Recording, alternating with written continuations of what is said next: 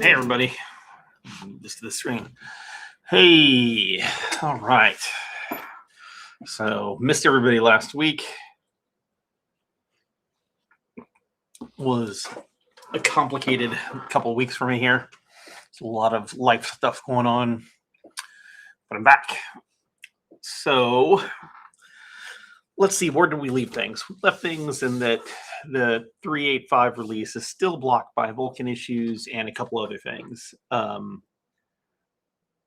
music is too cheery, says Gary Lemiz. Too cheerful. Yeah, I wanted kind of something a little bit more upbeat. Didn't need dour. Need upbeat.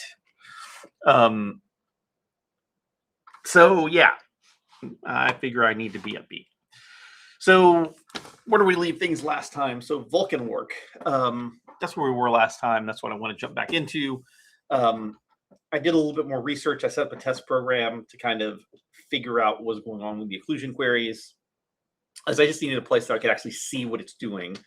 And as soon as I did that, I could see what was going on, why I wasn't getting results. So I have a better lead on where we need to go. So let's just get started, I guess, huh? First, let's get some background music on. It will continue to be our regular background music. Make sure it's at a real good level. All my volumes are okay. All right. So that's going.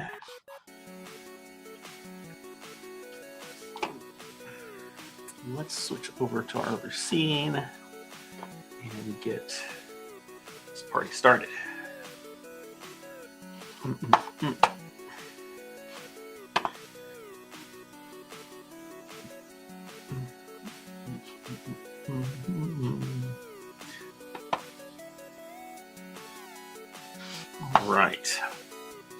All right. Get some more bigger text. You know what's funny is I turned the text up in the editor, and I've been working like this lately with the text bigger in the editor. And it's like I kind of got used to it. Maybe that's bad for me. I'm not sure. All right.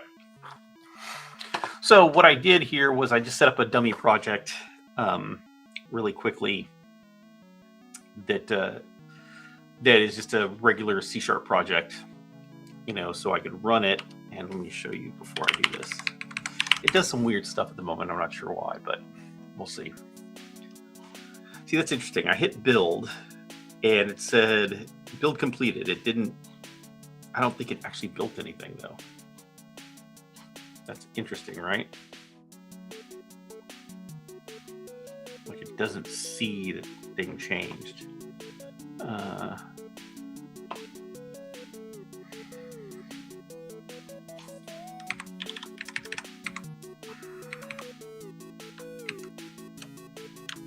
Let's get rid of those two things. That did something. Yeah, we don't need this. What is that in there for? I never typed that in. That's just Visual Studio doing crazy shit. It likes to do crazy shit. All right. So maybe it's going to behave more interestingly. So here's our native test. This is basically the same as the what the unit test was doing. So the unit test worked was it draws a white quad, then it draws a red quad. This is white. It draws a red quad, and it draws it overlapping underneath it. So the depth is set behind it. One is depth set 0, so in front of the screen, 1 at the back of the screen. And it sets it, draws it behind it. And the idea is the occlusion query would tell you, well, how many actually were visible, right? How many pixels were visible in the rectangle? So it should be 50% of the pixels. And you can see here it's rendering. It seems like that's correct. Now, if I take this and I come in here and I change it to do this, I think that'll work. As soon as I do that, the red triangle goes away, or red quad goes away. So that's where the problem is. The problem is not that it's not. The problem is not that the occlusion query isn't getting results. It's that the occlusion query is, for whatever reason, disabling the second rendering. So this other rendering goes away once the occlusion query occurs, which is kind of odd. Again, this is why I wanted to move it out of the unit test. In the unit test, we did the same drawing. But the problem with the unit test is the unit test works on a back buffer that's not visible, which I wonder if we can fix that so that unit tests can actually be easily viewed. You know, like I wonder if we could fix the unit test system so that you can optionally turn the window on. That might not be a bad thing to do at some point, just so that we don't have to do this. But this gives me the direction of what I need to figure out here, I think. And I think, for shits and giggles, let's try a couple of other things here. If I do this,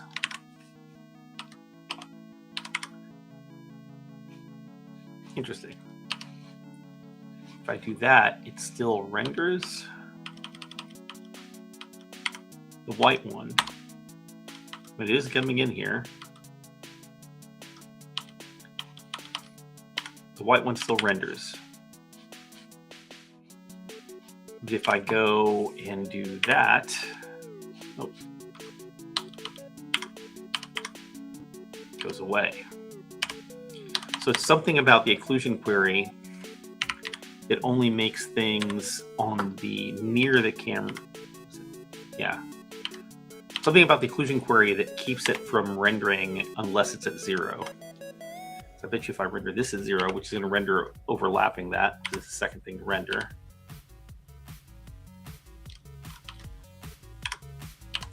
See, at 0, it's fine.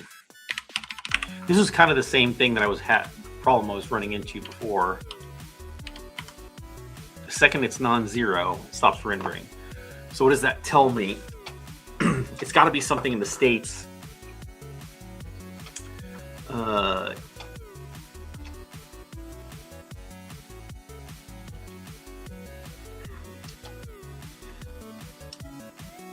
UI Gary Limas, whatever that is. I'm really bad at names, and people's online names are hard, sorry.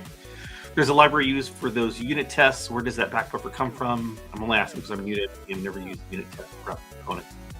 Yeah, I mean, the unit test framework, I mean, we have a unit test framework that we use, but we kind of developed our own, our own elements to make it run. The framework we actually use for unit tests is, where is it?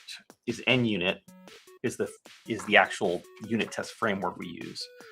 But, we have this runner. I think the runner is where the program is, the startup code is. Yeah. And we have this runner class here. Let's see, where is it? Auto run.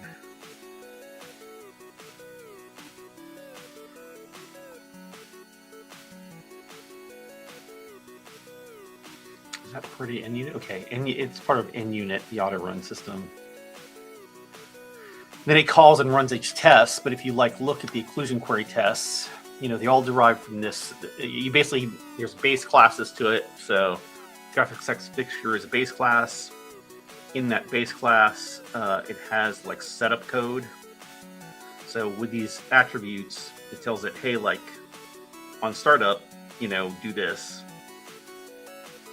And it sets up basically what it needs for the window so it can render. So it just creates this test game base and graphics device manager.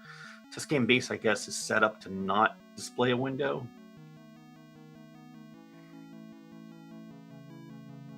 It's a derived test. Let's see, how does it do that?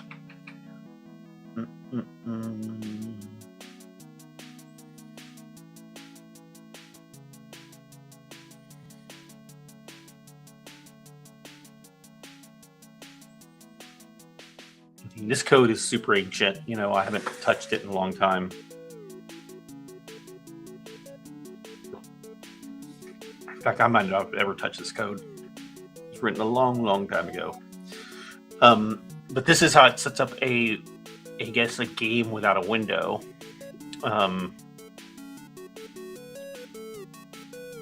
Notice it says use a reference device, so it's not using your actual hardware.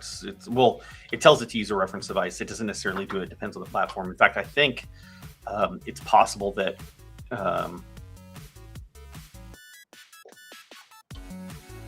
yeah, I bet you the thing currently is not even obeying this for Vulkan and the others, because I think Vulkan doesn't have a path like that, maybe. So it's kind of ignored. I think even Modern DX, I'm not sure if it has it. DX12 has it. That'd be a good thing to figure out later. But anyways, this is how it sets it up. So yeah, this is how it's set up to do unit tests. And a lot of people don't really need this kind of thing. It's only if you're doing what we're doing, which is building a framework, and we want to make sure that everything renders properly, regardless of platform and hardware and API. That's where we need a framework to kind of test this stuff. Anyways, back to our thing.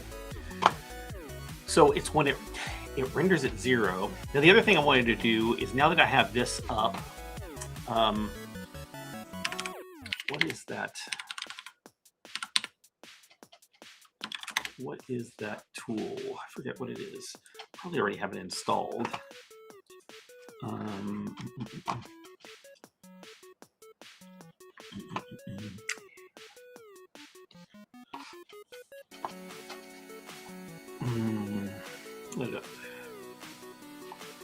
going to update RenderDoc. I'm going to see if I can get it started with RenderDoc, because if I can capture this in RenderDoc, it might be able to give me the information that I need.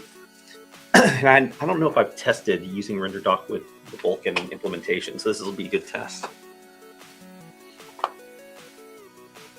So yeah, this will be a good test.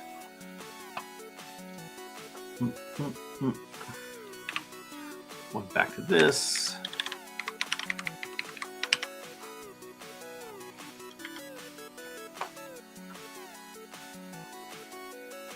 Wait, why is that working?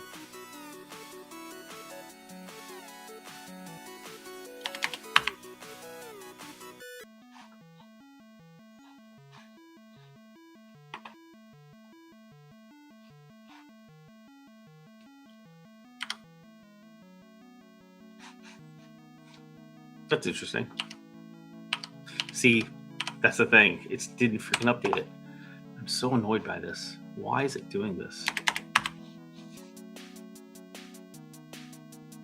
Until I hit rebuild, it does not actually get my changes.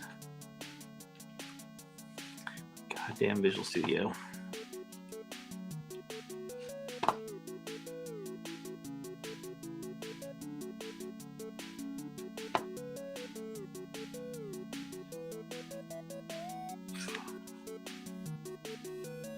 Get rid of that, because that's total fucking bullshit. You don't need no fucking restore tools. Bullshit. I don't know if that has anything to do with my problems, but you know, I just hate the extra junk in there. Okay, so now it's rendering how it's supposed to. All right. So did RenderDoc get installed? Yes, I think so. So let's see if I can use this or not. I might be able to. Maybe it'll just work out of the box. That'd be nice, right?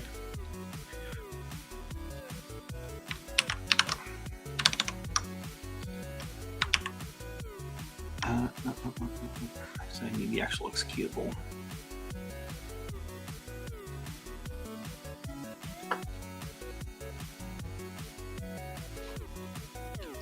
Let's see. Launch. It will. It looks like it's capturing. That'd be cool. It's not been a long time since I've used RenderDoc.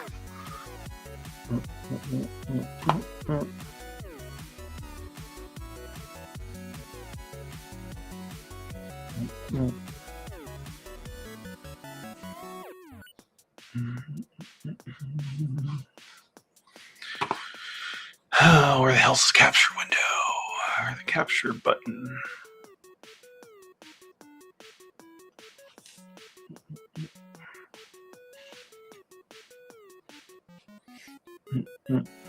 Looks like it's there. Okay. Let's see what happens. Looks like I captured a frame. I think I can kill this now. Okay. So I can look at our stack here a little bit and maybe figure out what's happening. I can render pass, clear, draw index, end render pass, begin a render pass. Huh.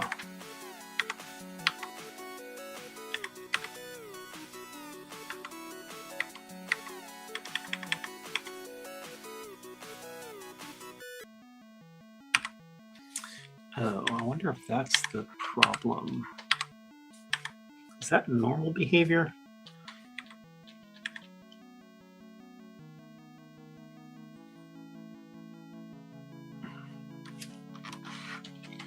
Yeah, I think the don't care is a problem.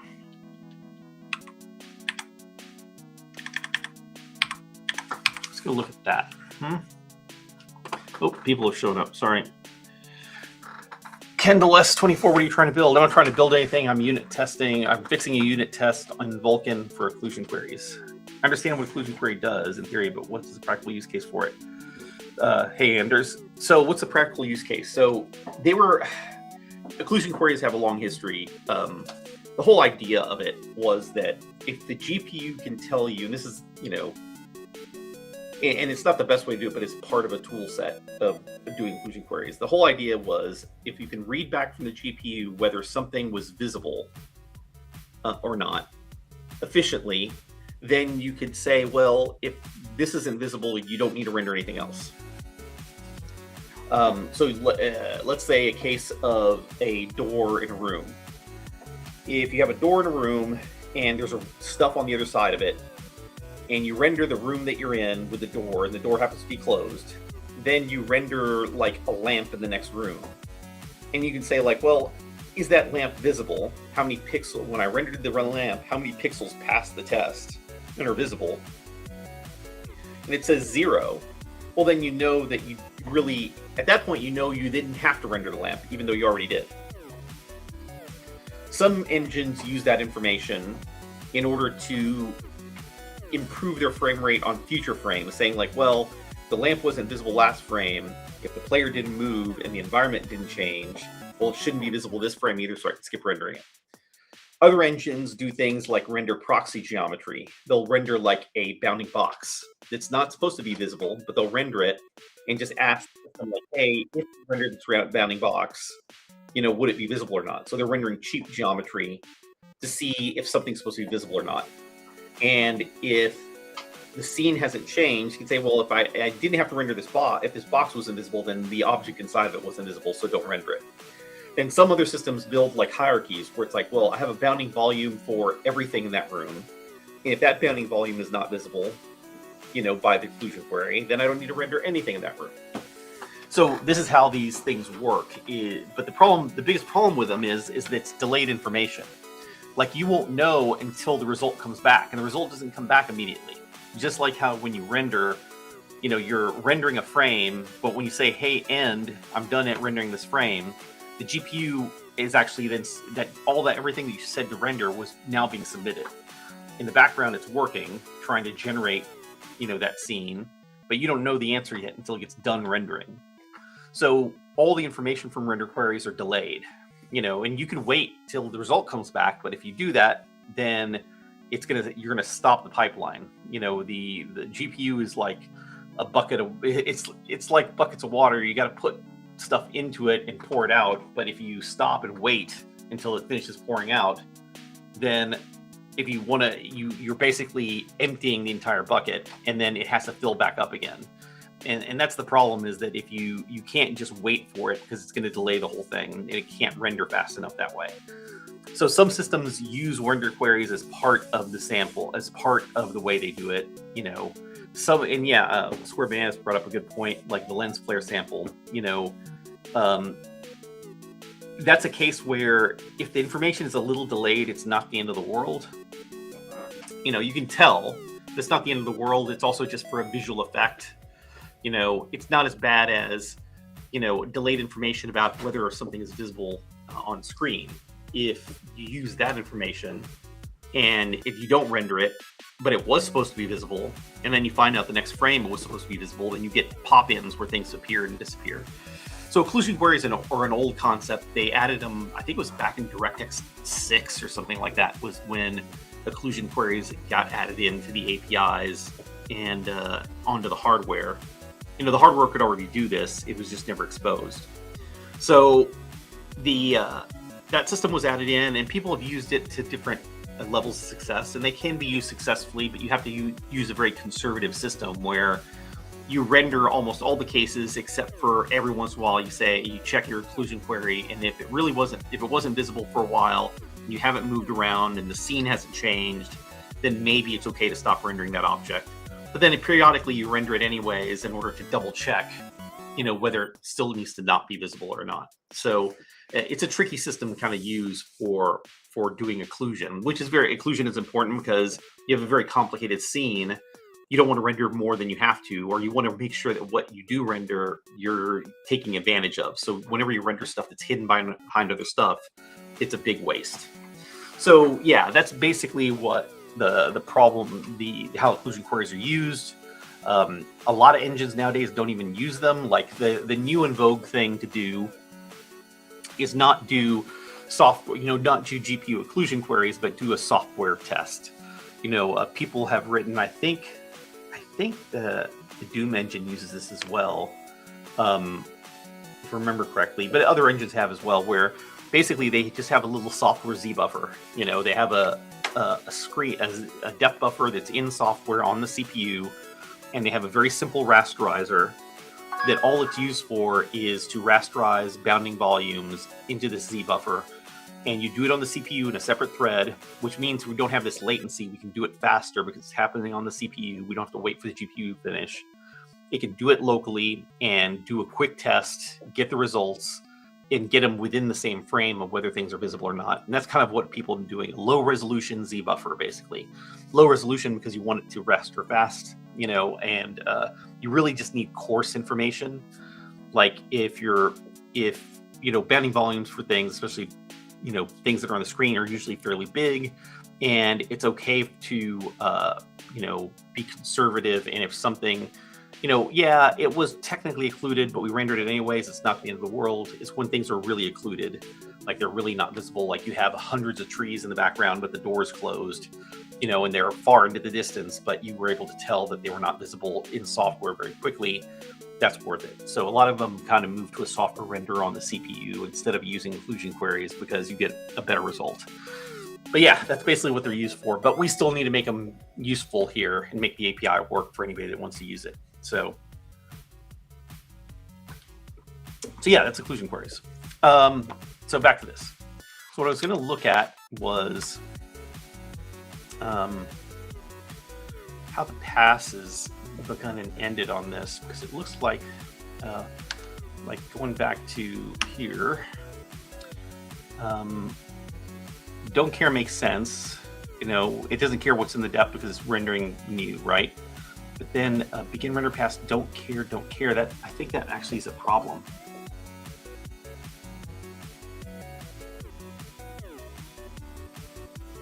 I think that might be part of the problem. Let's double check. Let's do another. Let's not do that. Let's just go look at the code. We're looking for begin render pass.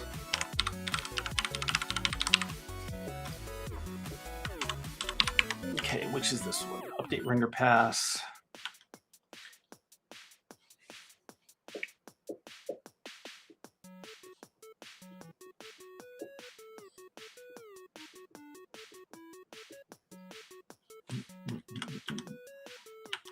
So we have this one in update render pass. That's the only begin render pass that we have.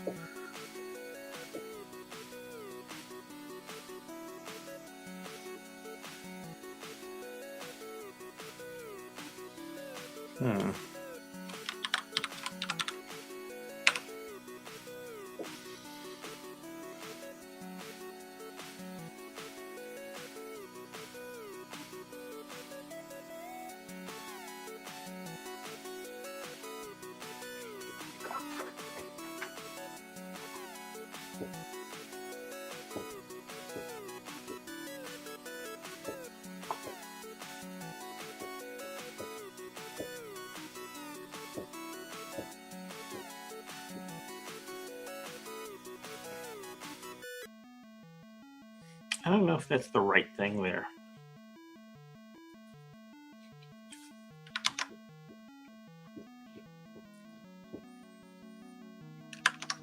Let's go take a quick look at if we alter this test real quick. And get rid of this so that it actually renders. And for whatever reason, I need to tell it to rebuild.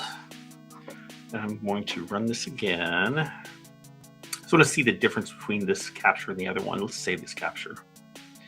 Save capture as broken. And I'm going to close that capture. I'm going to do a new one. Just finish. Yes, let me double check it's going to run properly. Yes, it is. So then I'm going to launch this. Where's the launch button? There it is. I'm going to then capture this.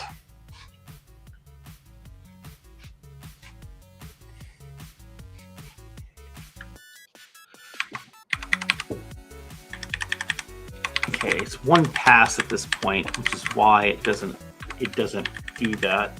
How do I force it to a second pass so that it? I think I have to change some state. I think to make it a second pass. Yeah, I think that's what I have to do to make it a second pass. Is change some state. Let's do none. That'll change it. At least I think it will. Have to always tell it to rebuild. It's dumb, it sucks. I don't know why. Something in the project setup. So now that should render over the top. Yep. And then when I run this, it should give me a different result. So let's close this capture. Don't want to save it. I'm gonna run it again. I'm glad that this works here. It's gonna make it easier. Another thing that able to do this, it's not good for that because the unit test kind of like just draw once. Wait a second, did it not change states?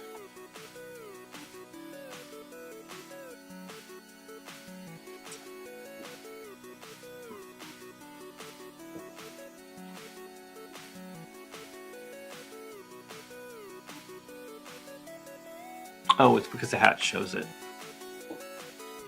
Right. It didn't change the pass, but it did change the pipeline.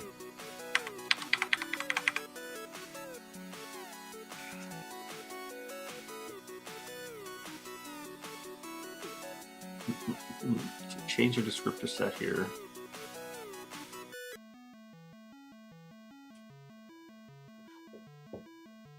That's nice that it shows our cache info.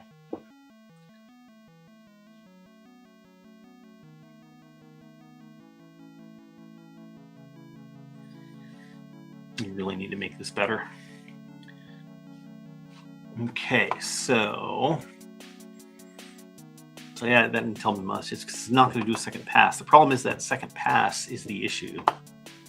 Why does it need to start a second pass? Does it actually need to start a second pass? Under what conditions does it actually need to start a second pass? Let's go look at that real quick.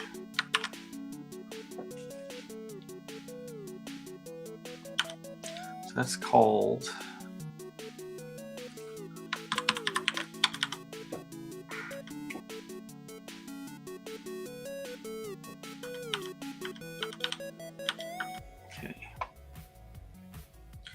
only if the render target changes.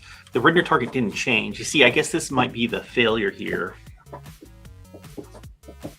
Is that it thinks, oh, this is a new target.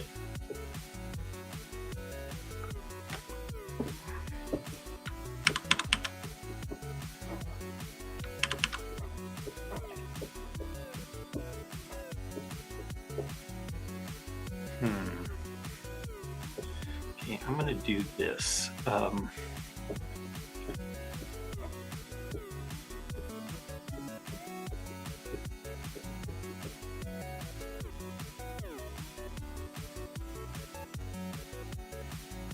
For the depth, right?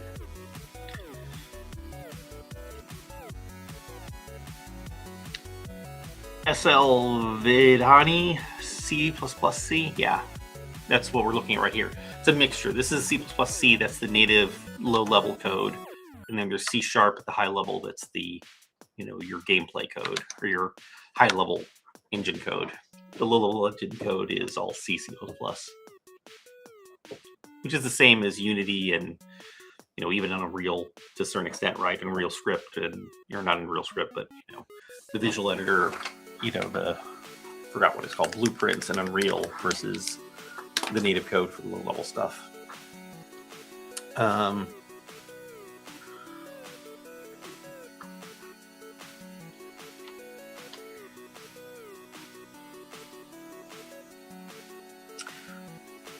guess it has to do that, but whatever. Let's try to change this real quick.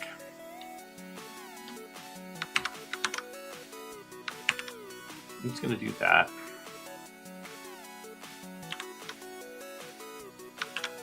Temporarily.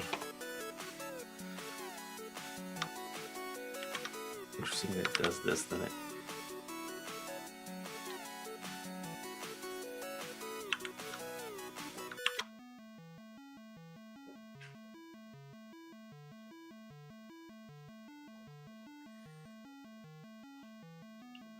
It shouldn't be using that to begin with, but we'll see. Rebuild this. I need to fix this back.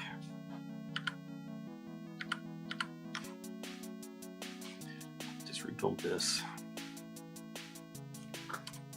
Maybe. Still no rendering.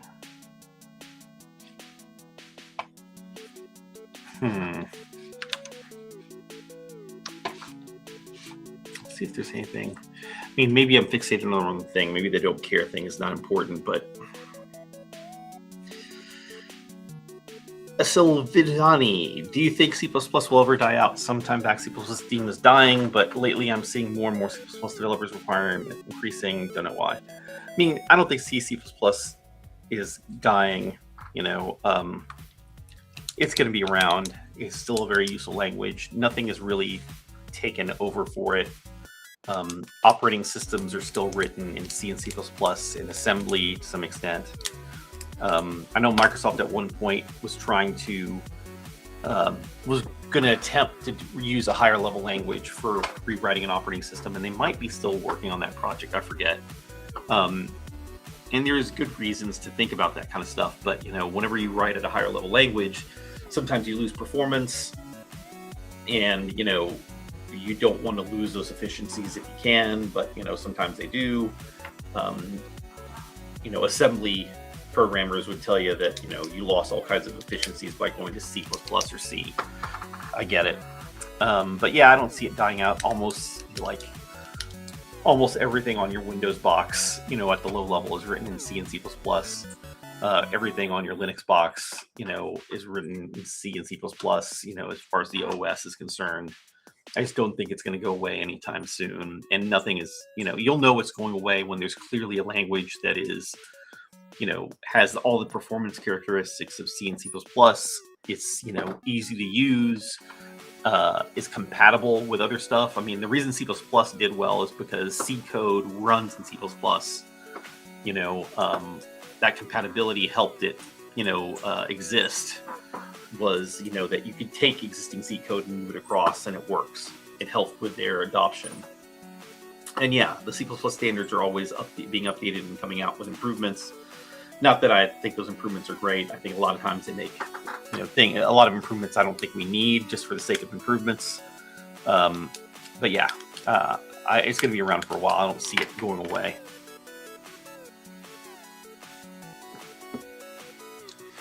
All right.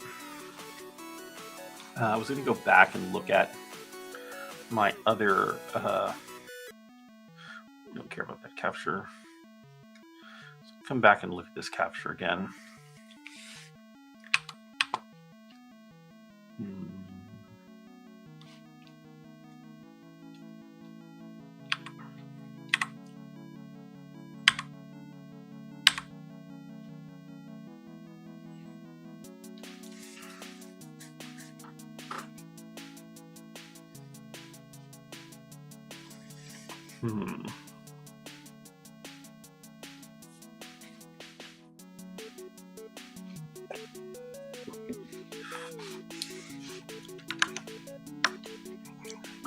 where I'm running up against the limits of my understanding of Vulkan. But we're going to figure it out. Let's go run another test here. So that sucker, we know what it's supposed to do. Come back and launch it again. Spammers, goodbye. Blocked. All right, let's launch this again. Where'd you go?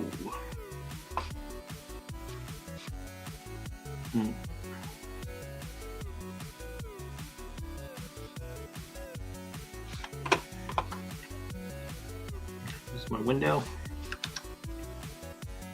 Yep, I saw it. Thank you, Ginger C4T. Ginger 4T. What happened here?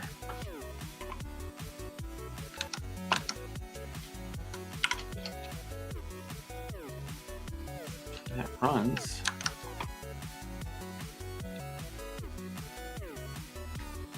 Okay, that's how it worked. You do another capture. I'm going to shut that guy down.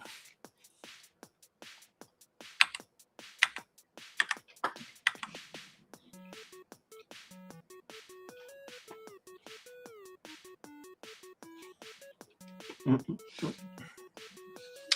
look closer at this.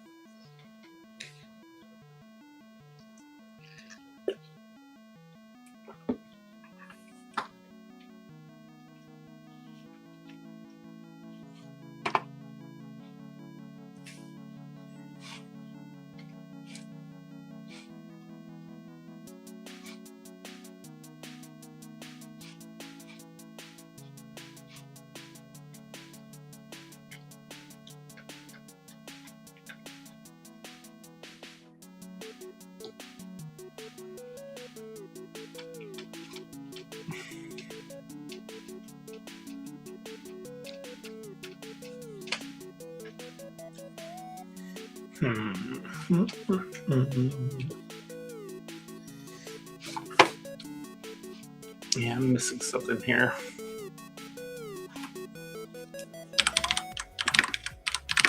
Doing a couple searches here.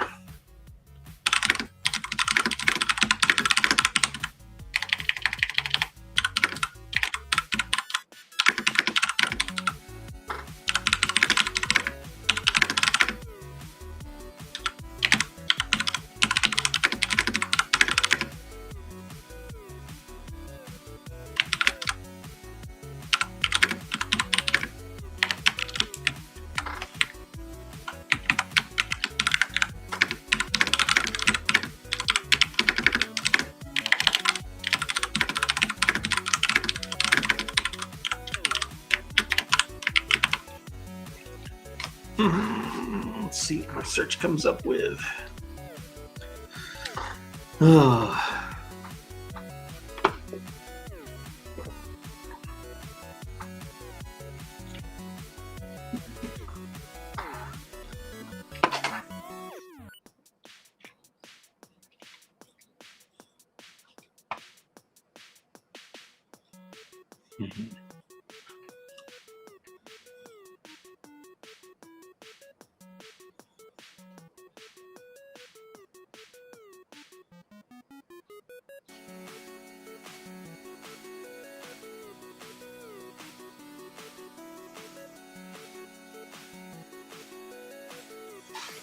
Yeah, I don't know.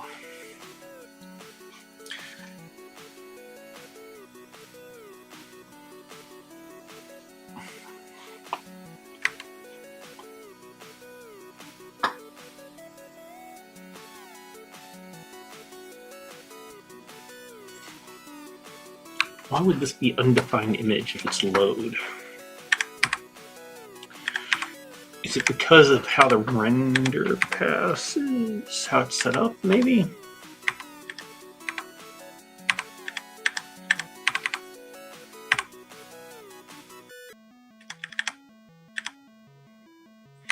Depth is don't care. That's kind of maybe a problem. Let's see.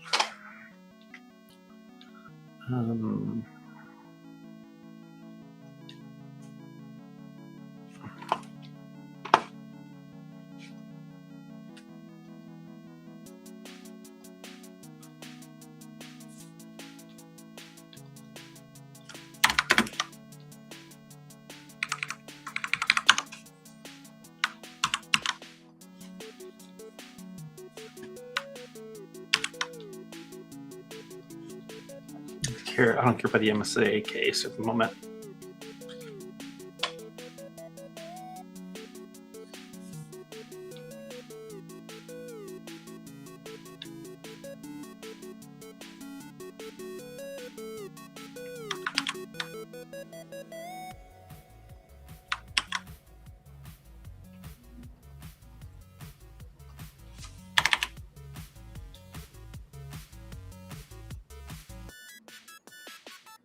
Also don't care about MSA at the moment.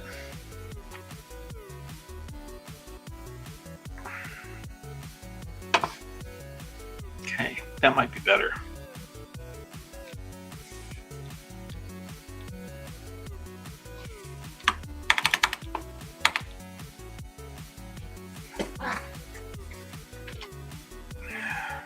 Need to rebuild it. All right, that might give us something. We'll see.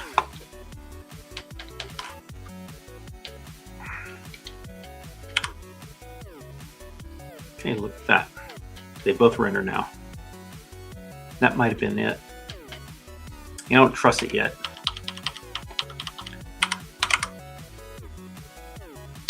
Like having it say, I don't care about storing the color target or storing the depth or storing the stencil on the back buffer. That's sort of, you know, it's like, oh, well, we don't care. We don't need the previous frames data. Agreed.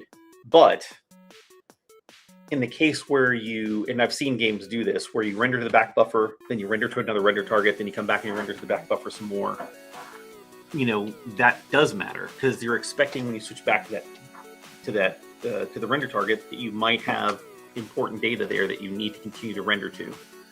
So this might have actually resolved the problem. Let's see. I mean, there might be, I mean, there are definitely probably performance implications about saying don't care or not, right? Like the reason don't care matters is it's like, well, if the GPU doesn't have to wait for this other rendering to finish, or it doesn't need to load it back into a cache because I don't care what the results are, we can start fresh. And the problem is in our we don't pass enough information, like we don't have enough information here, you know, when you swap render targets to tell it that. You know, it'd be something that'd be interesting, right? Like if the graphics device could do set render target. You know, normally if you're setting the back buffer, you just do null, right? And it sets the back buffer. Well, you know, if we had a hint like don't care or something like that here, we can tell it like, hey, we don't care, you know, we don't care about the previous data. We're going to start new. But we don't have that in this API, so this is not something that happens. Anyways, I was second guessing myself, but this is the right answer, I think. Let's go run the unit test again. I had that thing. Where is that? Oh, yeah. Close the capture. I'm gonna run it again. I think this might be the fix. All right.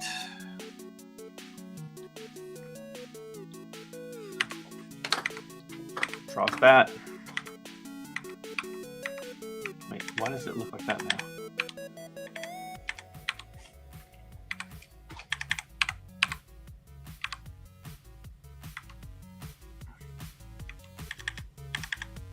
Oh, this is, wait, what?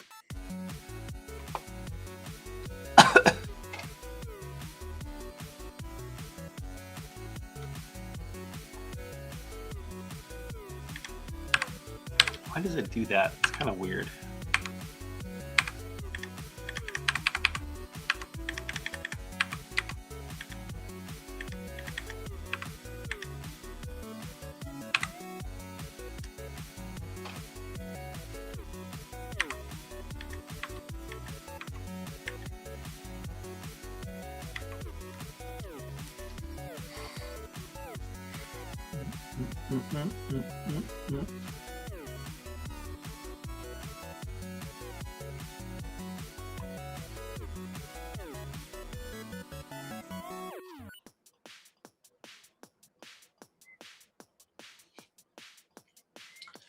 Well, this is. I'm gonna not worry about this. I think that might just be a thing.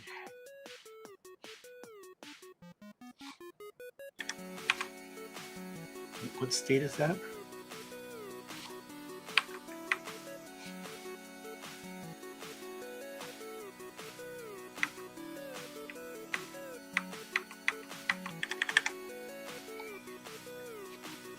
Vertex shader, tessellator, or no, that's not tessellator. Forget what that one is. Oh, that's a tessellator. That's a geometry shader, rasterizer. That's the pixel shader, the fragment shader. I guess that's just the frame buffer. But I wonder why that's red. That worries me. No errors there.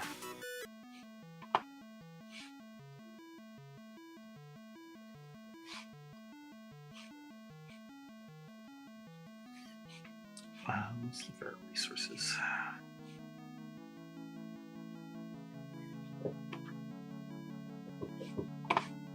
Is that all our windows? Don't we have a separate window for some texture viewer? Where did it put it?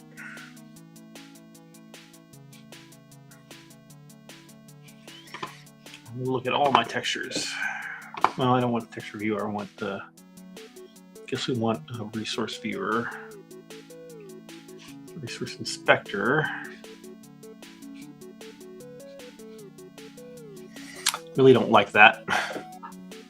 It has a path there. Okay, here's the actual resource list.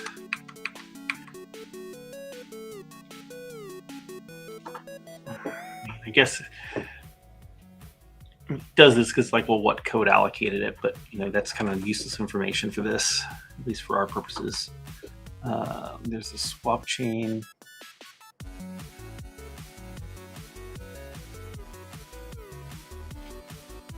I'd like to view the resource.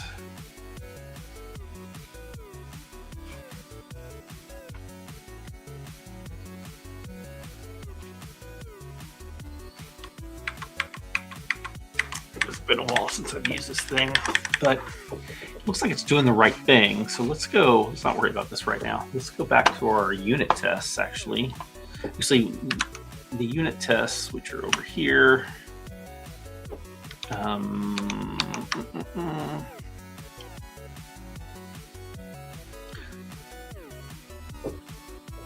Okay, so this is what we want to do.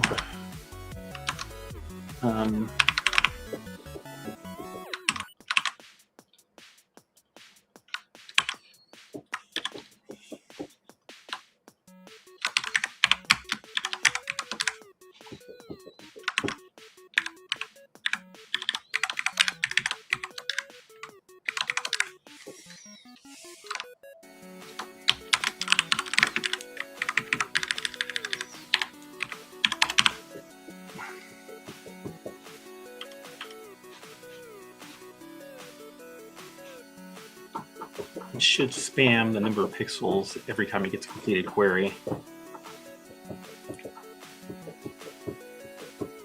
I think that's going to be true.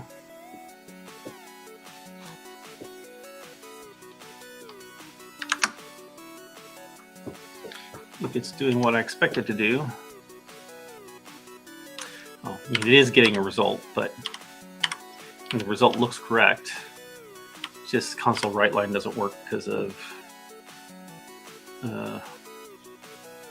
it's like you can't use console right line anymore. You have to use like debug right line, I think is what it is.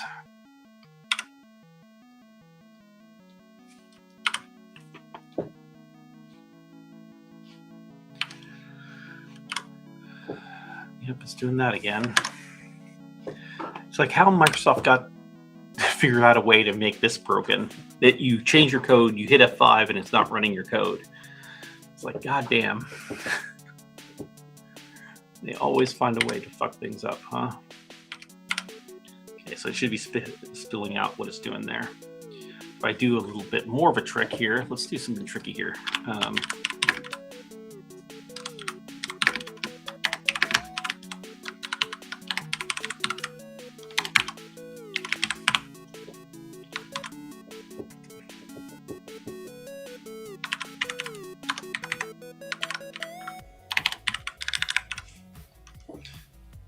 Fun. Oh. Okay, well, I still have to tell it to rebuild because it's stupid.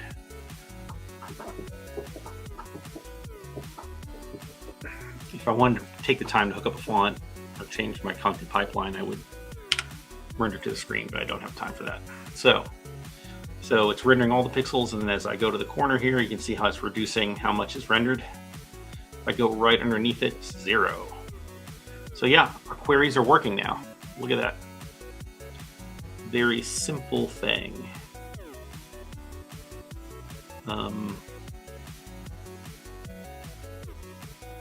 Now, I don't know if this broke other tests or other cases. We need to be careful about that.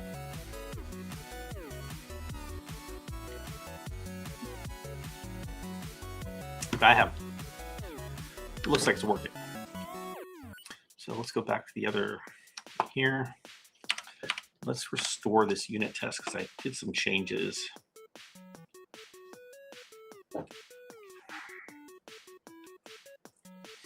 Yeah, let's just undo everything here. Okay,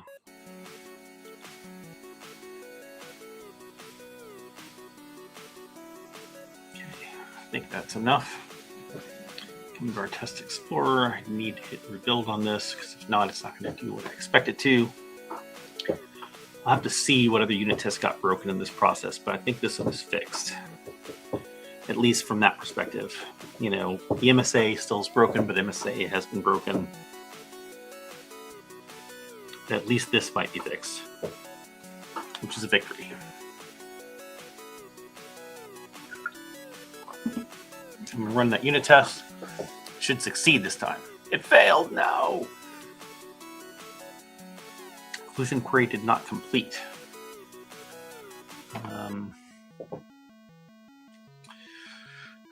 That's that other issue, isn't it?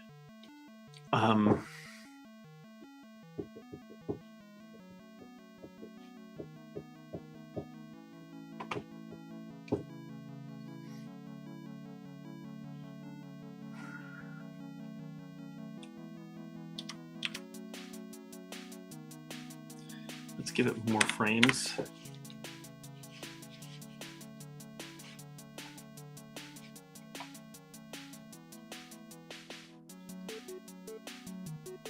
See, more frames, it got the query.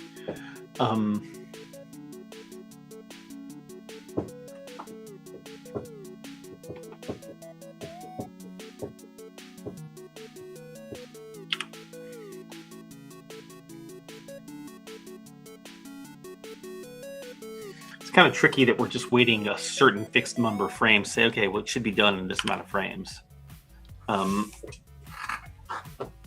I agree it should be, but it depends fully on the hardware.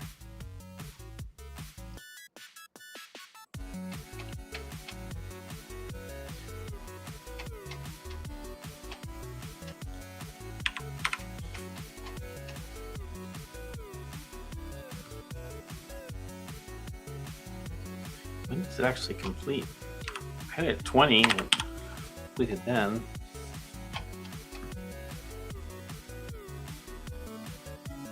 takes a lot of frames for it to complete.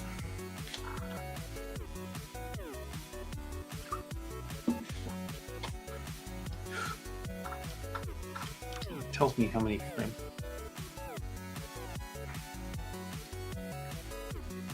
Of course, console write lines no longer work. I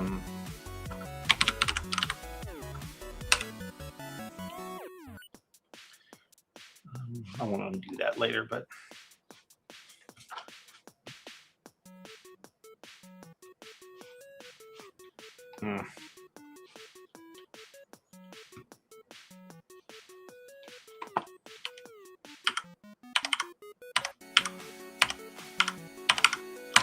yeah, but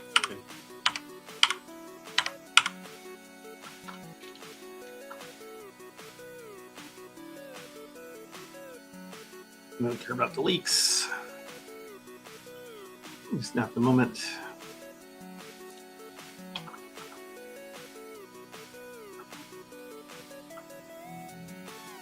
What is that?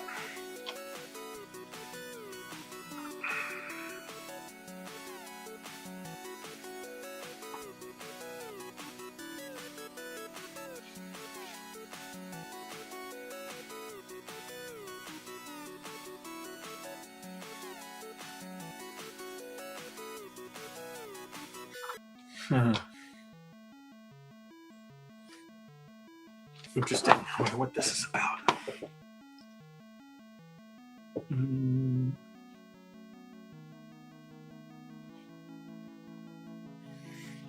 So some issues, but you know.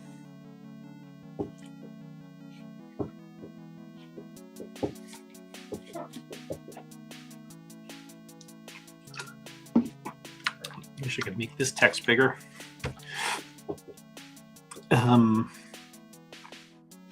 Just grab all these errors.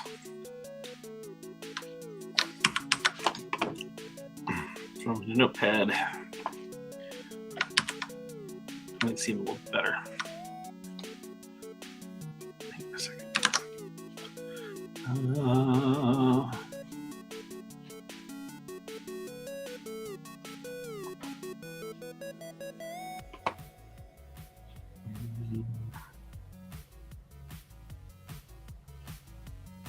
I wish there's a dark mode in this. Yeah, whatever. All right, so problems with that attachment. We'll go look at that. Yeah, it doesn't like these load ops. It needs, the layouts can't be undefined in load ops like that. I kind of need to track maybe if this thing is being loaded a second time or it's the first time in the frame. And change how the load ops work. So I need to look at that.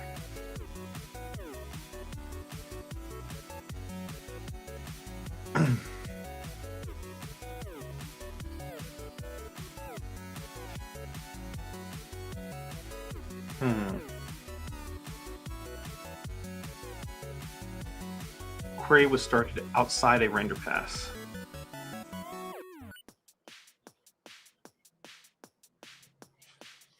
That's interesting. Outside a render pass it was started. So there's more things to fix here.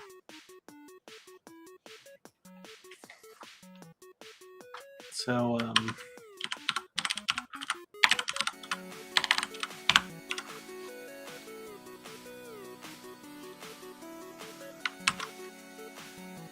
oh, it was started outside a render pass. That was me experimenting before. So that's one issue fixed. Needs to begin it within a render pass. So there you go. One fixed issue.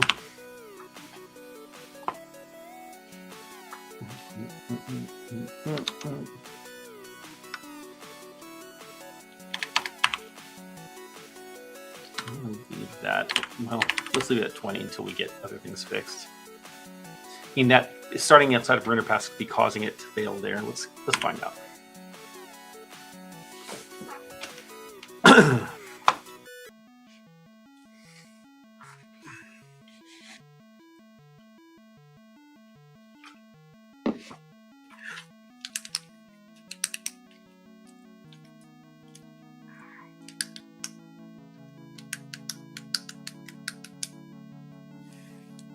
All right, run this test again. Nope, still fails. Query not complete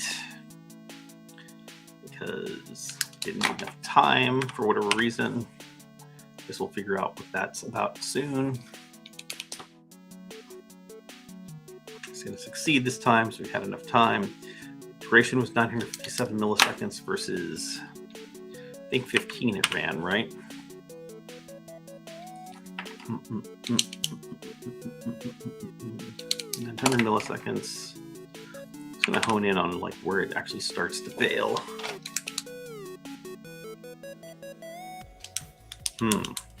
So pretty close there.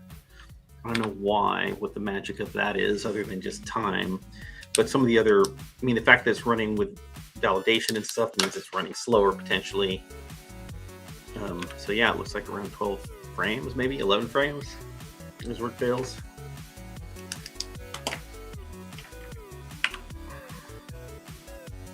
$10 frames or 11 frames, I guess. Nope. 13. We did 13, didn't we?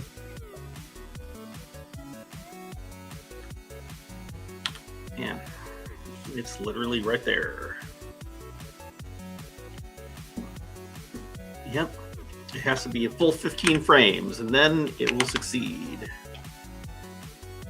And that's just luck, probably timing.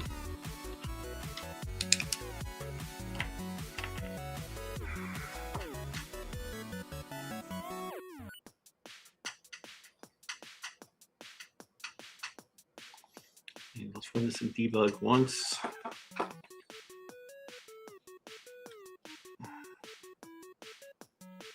Looks like we got rid of some of our things.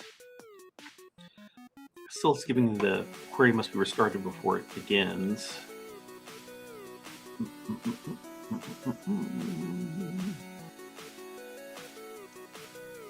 Okay, let's look at this one then. Occlusion query not reset. After query creation, each query must be reset before it is used. Between uses.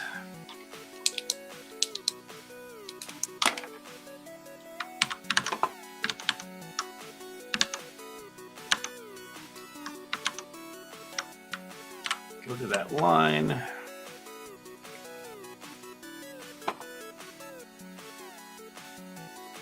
I mean, okay, whatever.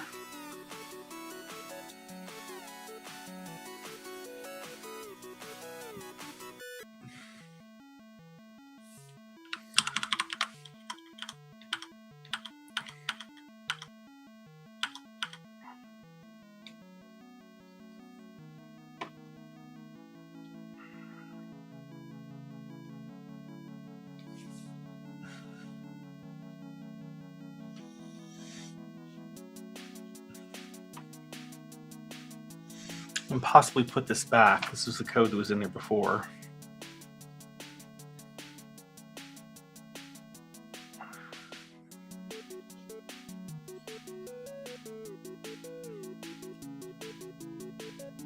We'll see. We might want to put that back. We'll see.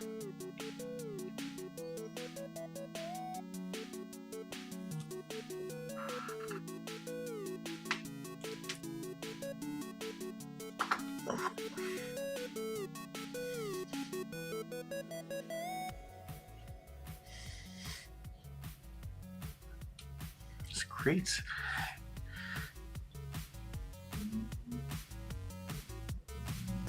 I don't like this create a fence and then destroy it for the end. It seems better to just have a fence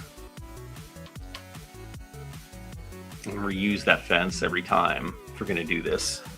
So creating one just temporarily for this.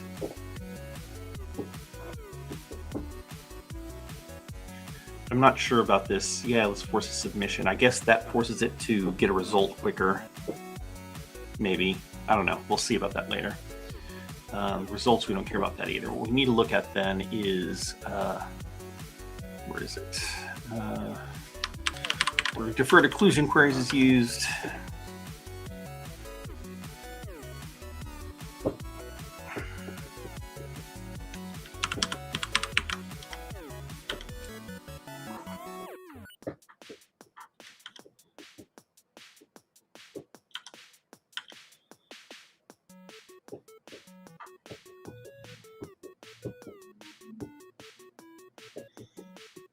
this and then watch. Okay, if it's begun in the query, end it. Yeah, I mean, I don't see how it skipped that.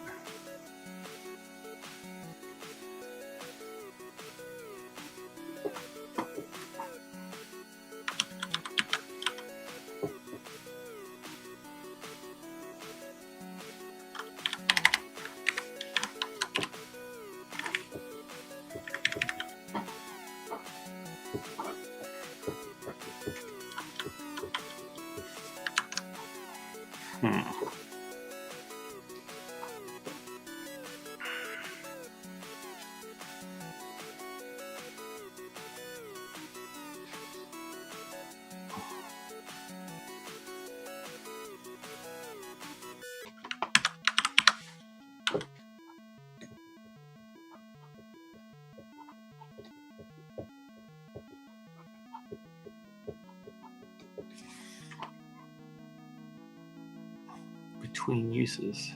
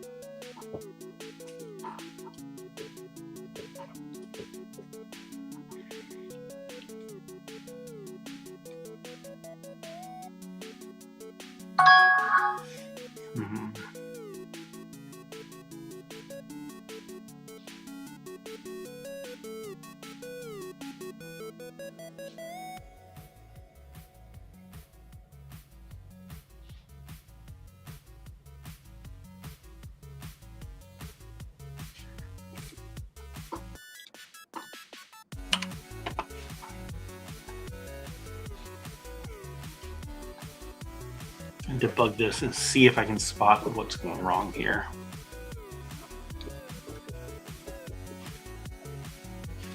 Four.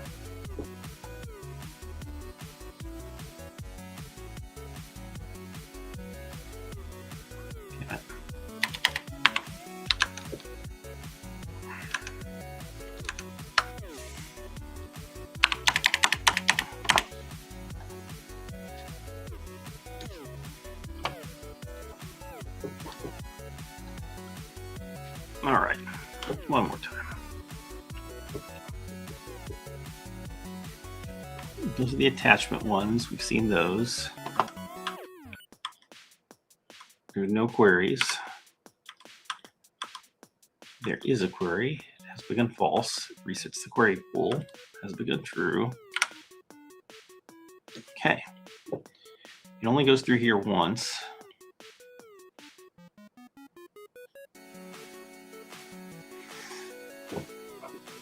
Query 0 not reset.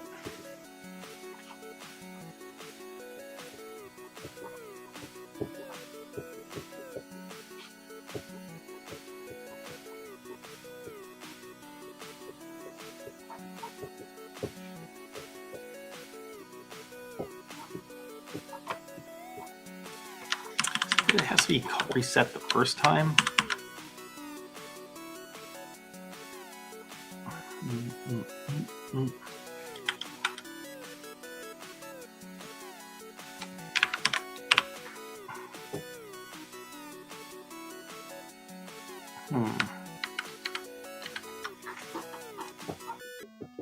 It is reset the first time. So maybe you have to be reset on. I mean, you can't reset it before you read it, I would think, right?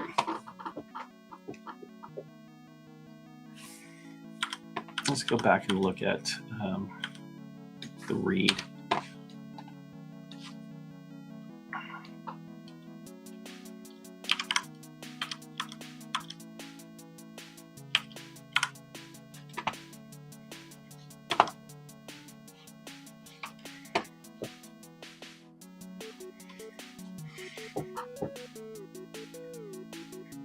What is up with that? That's still weird. Query not reset after query pool creation.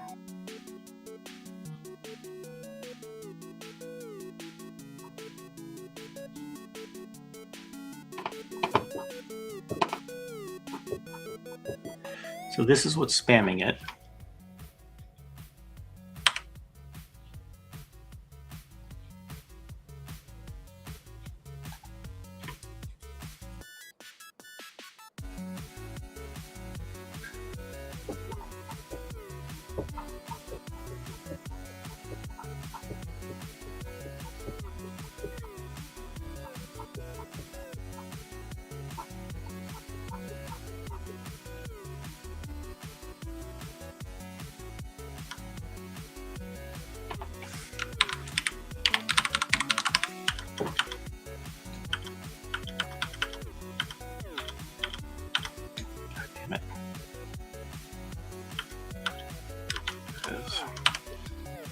And test this. I don't understand where this is being.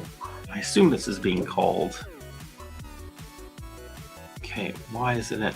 I didn't change anything in here. Oh yeah, I did. Just change some bullshit. Yeah, fuck. Whatever. Build this and run it again.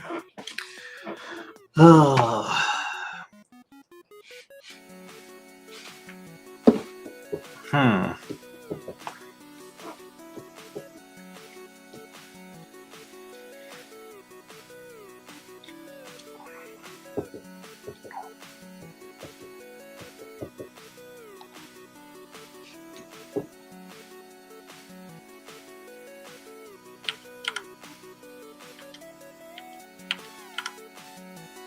Yeah.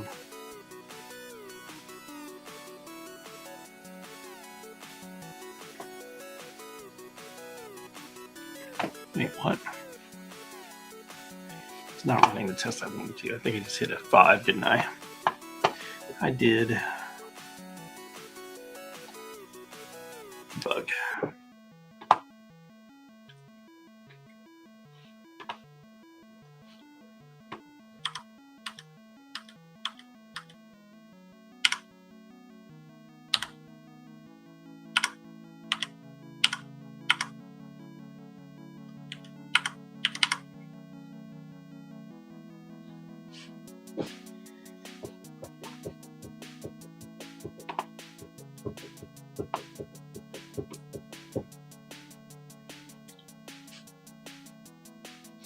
Wait, what? Now, I think it's just that this never actually calls present. It never ends the thing. I need to put that other case back. I need to put the end case back.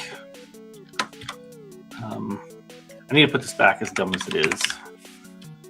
It doesn't seem like that's right, but whatever.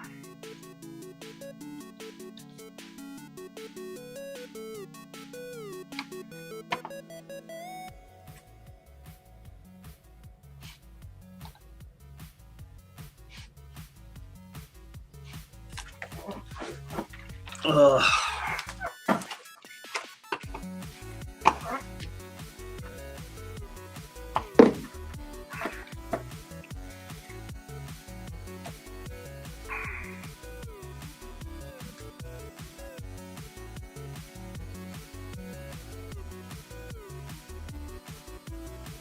Right. Let's just run it, see what happens.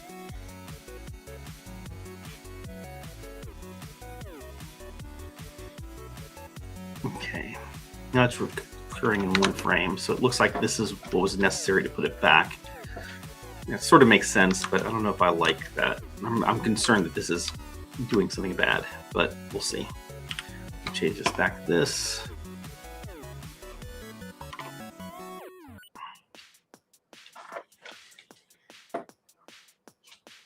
Looks like that's succeeding. I'm going to debug it anyways, because I want to see if we have the same errors we did before.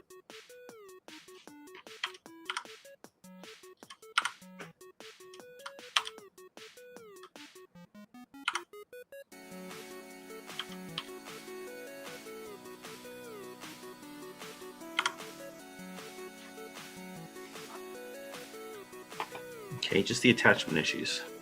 Okay, so I will take that as a win. So the attachment issues, we need to solve this. I'm pretty sure this occurs on the first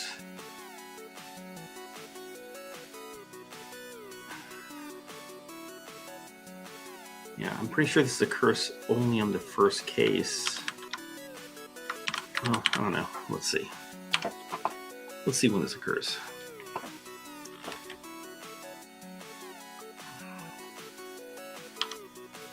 Yeah.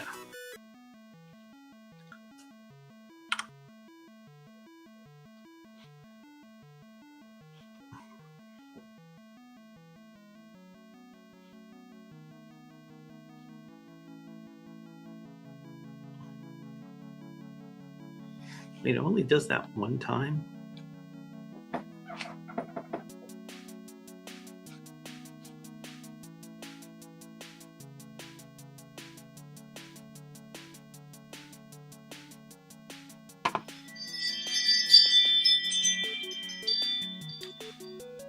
Oh, it's looking it up a second time, I see.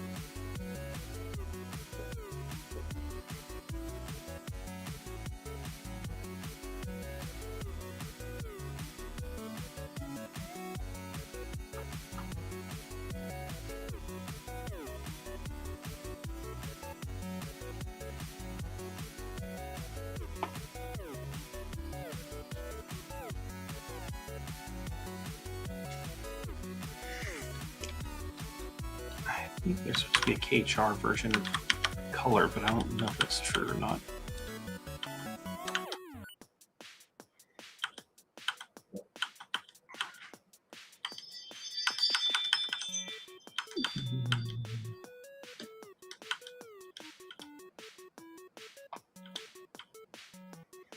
Yeah.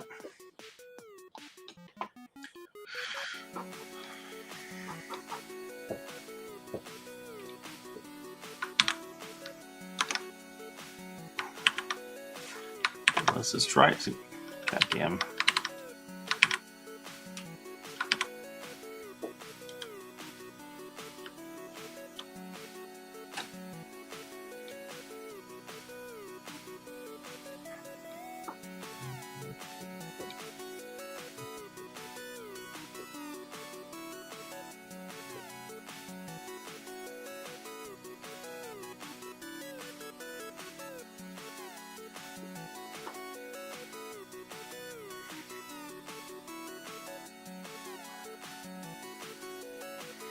I don't know if that'll work or not. We're going to find out, I guess. We're going to find out, I guess. And my guess is that I can't do it this way. I think it has to be an undefined attachment, initial layout, at least for the first one. Then it has to change after that, I think. But we'll see what happens.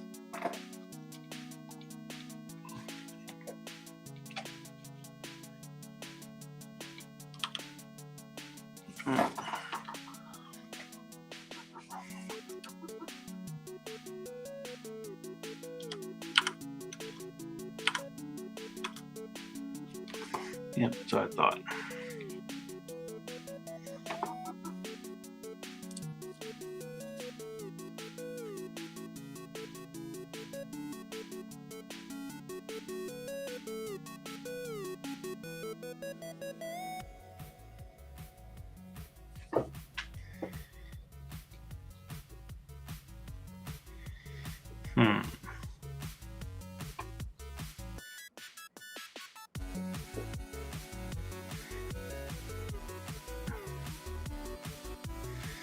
Yeah.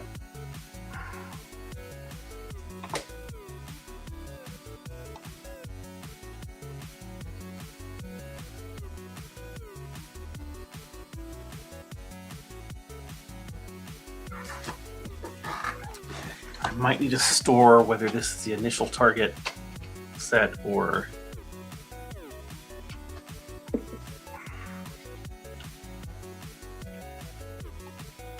oh my, what is that? I don't know what standard optional is.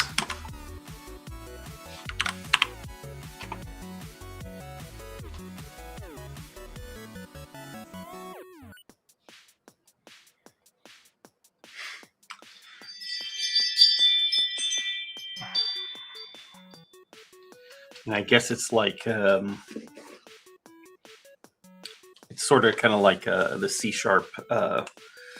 you know, not nullables. Yeah, I guess that's what it is. Nullable type, sort of, kind of. How does it use it? No, come back.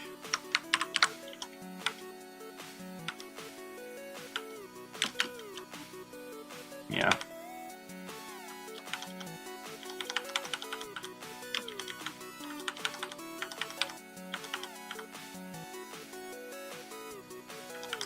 Yeah, I think what has to happen here is I need to treat this as a different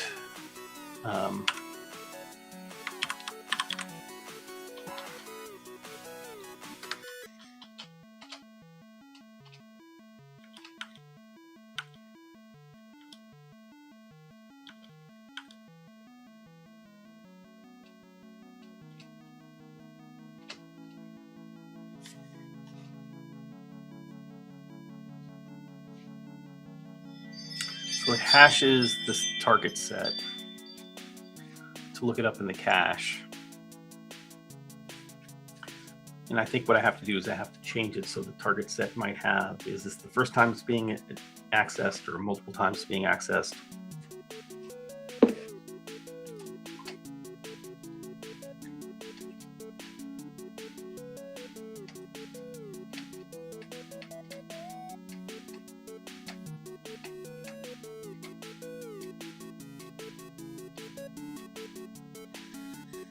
Kind of needs to know, like, is it the first time it's being accessed in a frame or not, I think.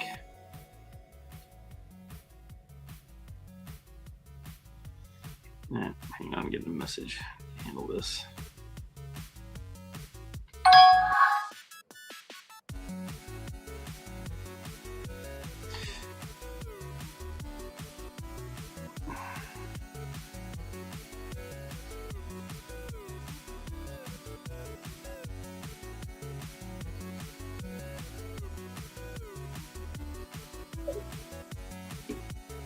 All right.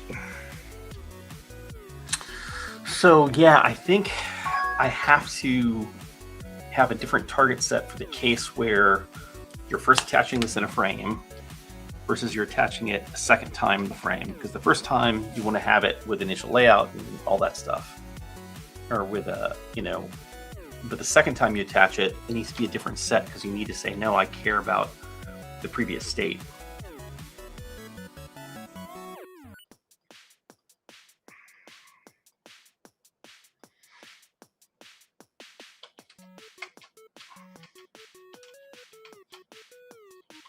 Yeah, I think that's what has to happen.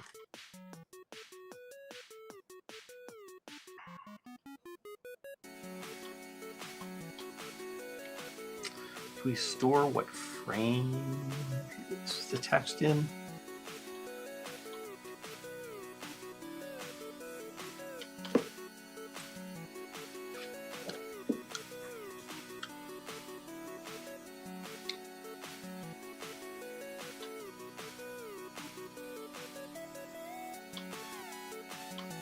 No.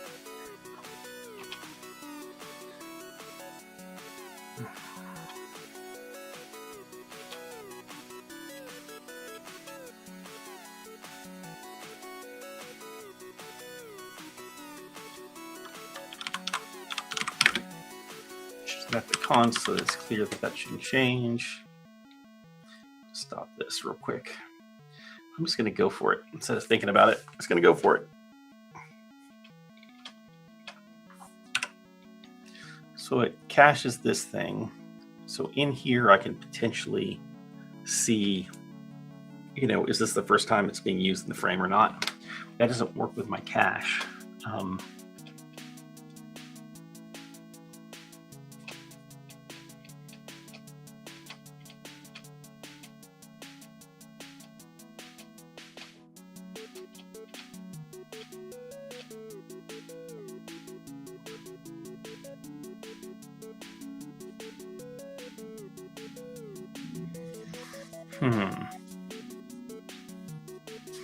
I don't want to specify a specific frame here.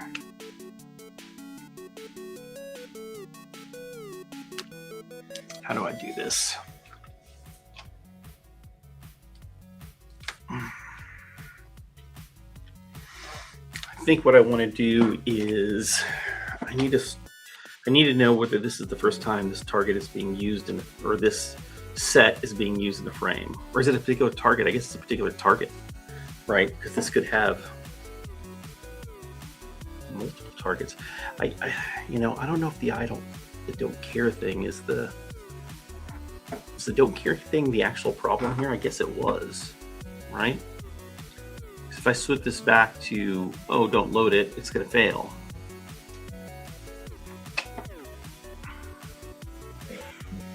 Yeah, I mean, I think that's where the problem really was.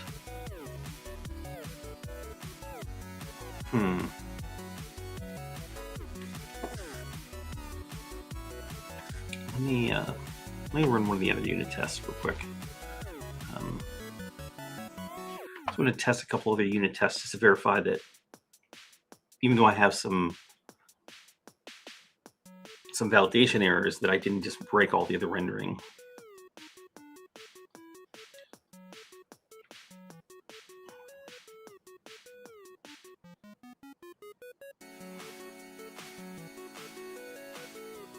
I rerun these tests. Generate MIPS will still be broken, but I'm hoping these didn't break. No, those are still okay. I'll rerun these. I'm just going to run a couple of these, see if I broke anything that was working previously.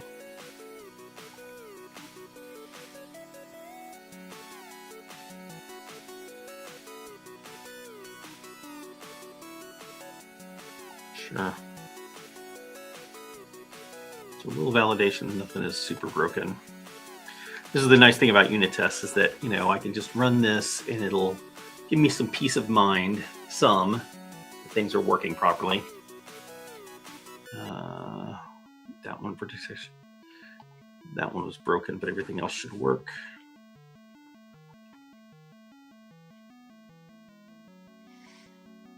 Yeah, it was vertex textures, I think.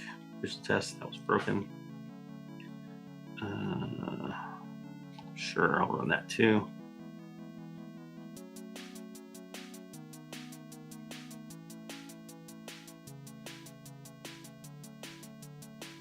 These are all, not sure about these. I think these are all broken in different ways previously. It's the MSAA thing, I think.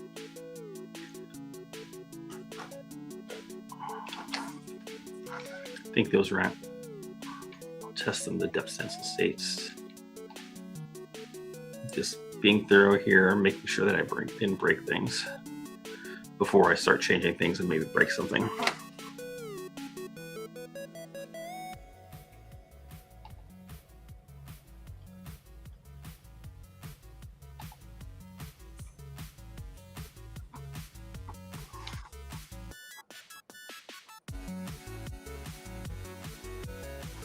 Okay, so it looks like things were pretty much the same. I don't see anything that was broken that wasn't before.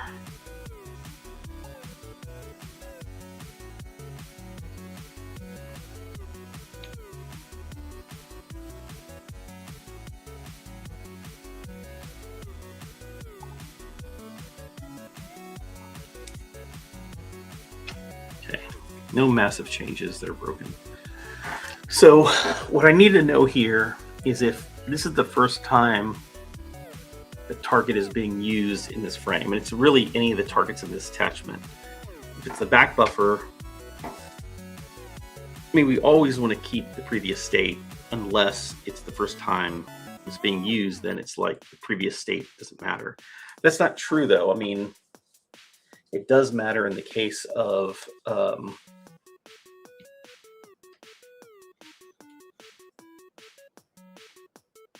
yeah, because I mean, you could have a target and you could be changing it in the next frame, but you intend that target to keep its data. You know, this is where the don't care kind of comes in. Like, you might not care about the previous data because you just don't need it.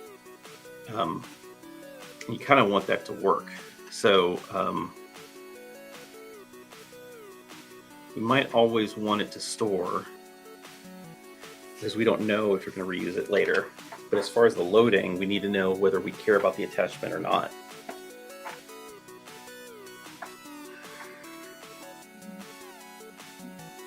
The first time it's loaded in a scene, we don't care about the previous data.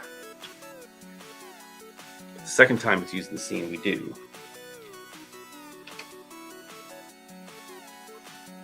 So we kind of need to know how many times has it been used in the scene, basically.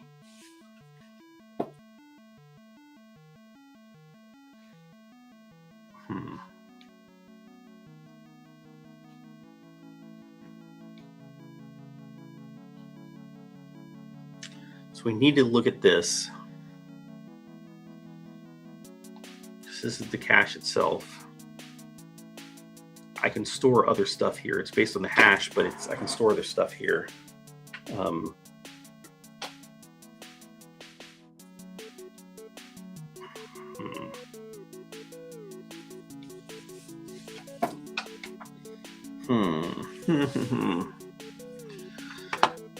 think it's like I kind of want to store that data in the hash, but if I store it in that, I can't store it to frame the hash. I just need to know whether this has been used this frame or not.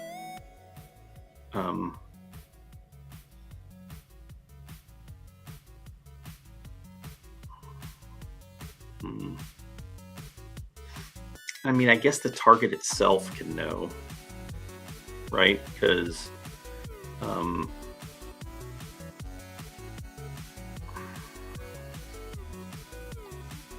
yeah, how are the targets set up? Let's see.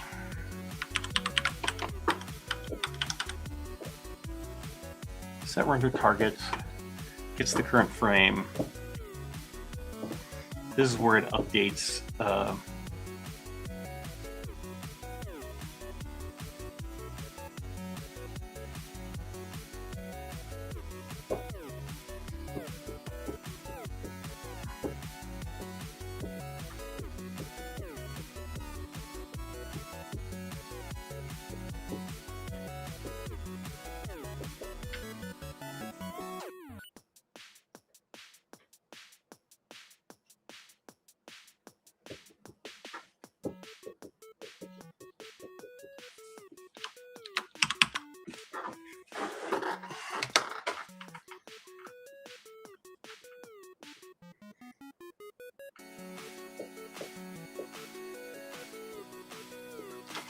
yeah, I think that's what I want to do.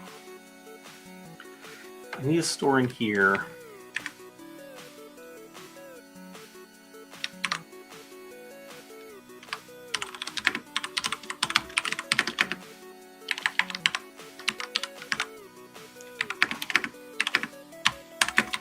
Something like this.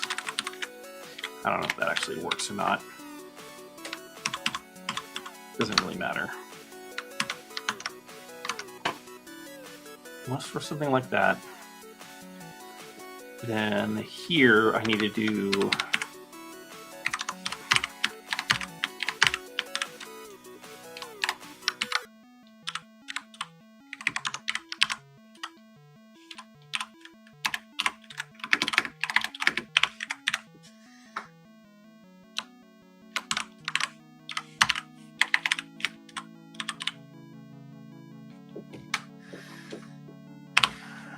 problem is that's used both for reading and it's used both in I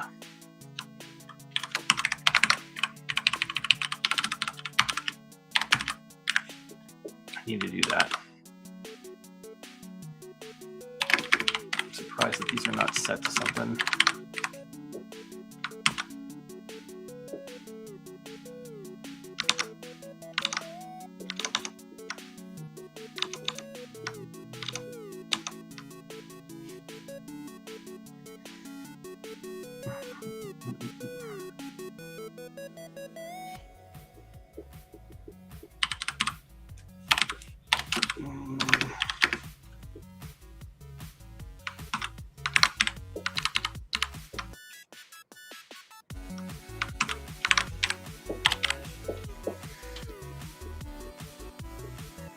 If the render frame equals the current frame, does not equal the current frame, it's not the first use, right? So first use means this is the first time this has been used in the frame.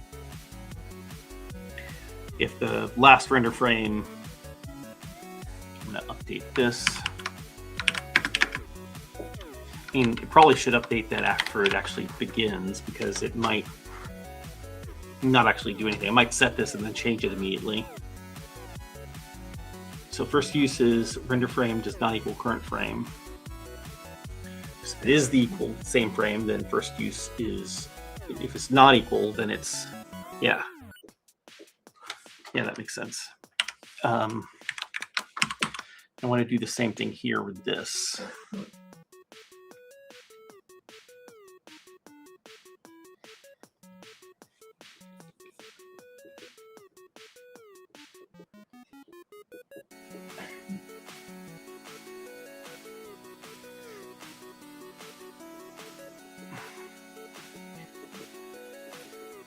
I think you want to use render frame for this.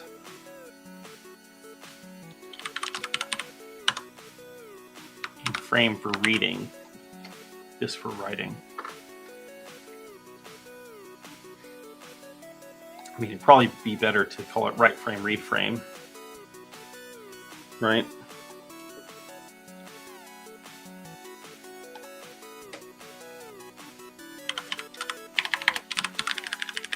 I mean, render is good enough. It's well, yeah.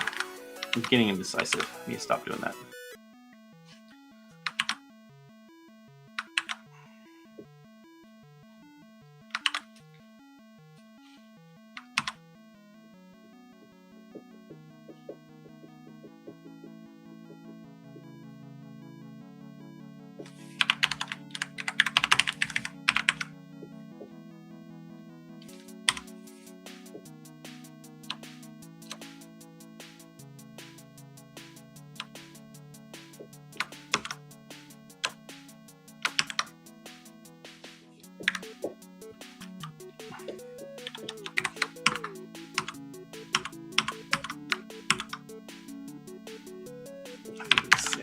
Here.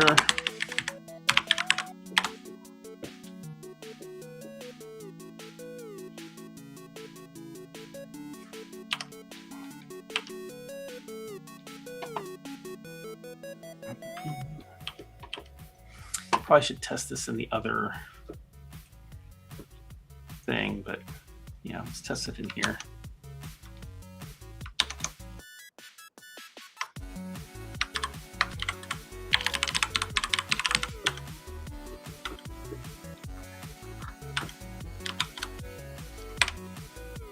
Not going to hit this case unless I add some stuff here, but we'll find out.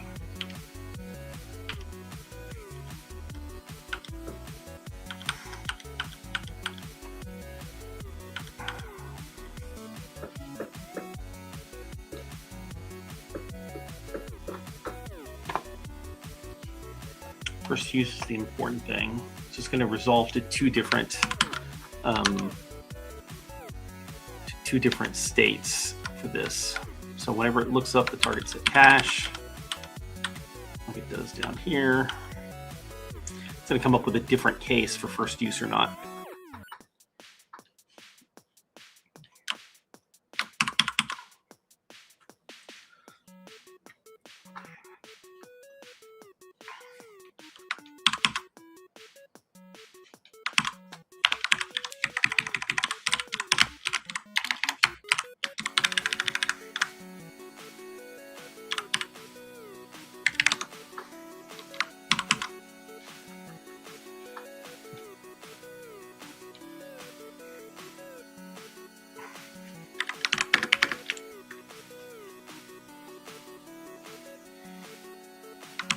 is supposed to be, if it's first use, don't care, otherwise it's load. Same thing, first use, don't care, otherwise it's load.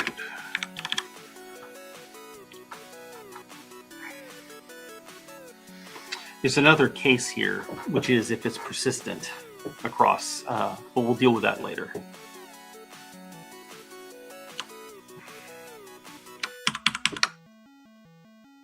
MSA, I think it's always don't care, but for now we're not worried about that. Store up is always store. Stencil up is always store. We need to store it because we don't know if we're going to use it again. So we have to store it out of abundance of caution, even though it does eat some performance.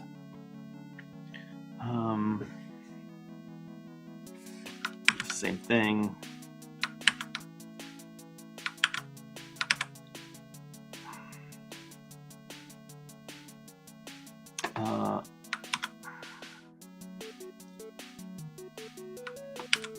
Leave that undefined for now.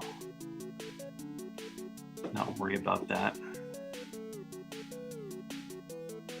What is this? This is for depth. Same thing. Shit.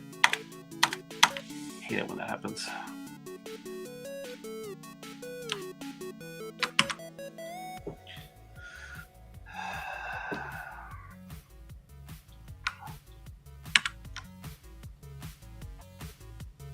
Now, it needs to know whether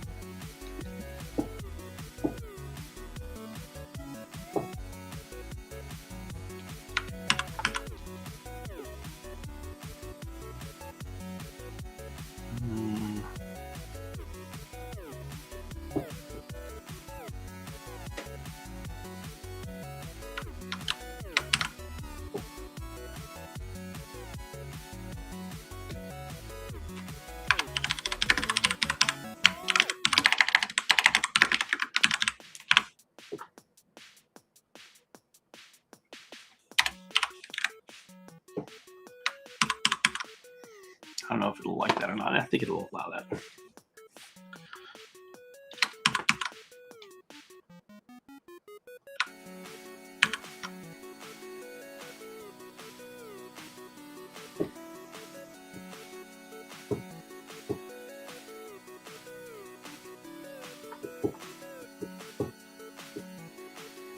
Okay, I think that'll do for that. I think.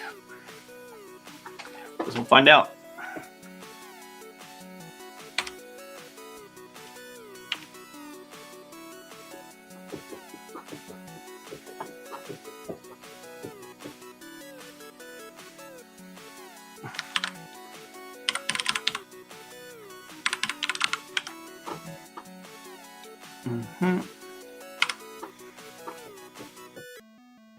Okay, I hate it when it does this. Did I just tell it to rebuild? Thought I did. Shit, I lost my text window. Or my chat window. Nobody's very chatty today. Guess you're all working and have me in the background. And why am I not setting any? Why, oh why are these breakpoints not set?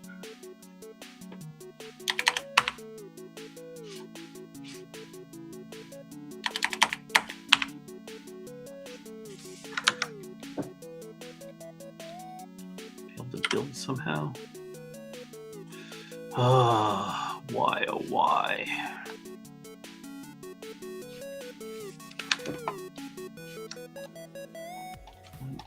Come on, thing.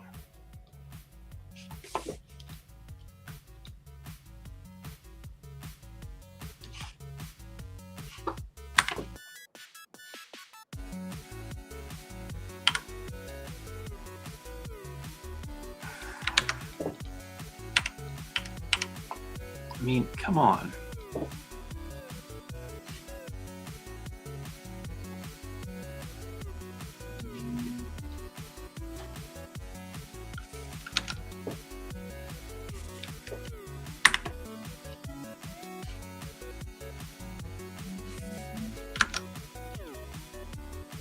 So 46, that should be the right one. F5. Ah! Why? Why?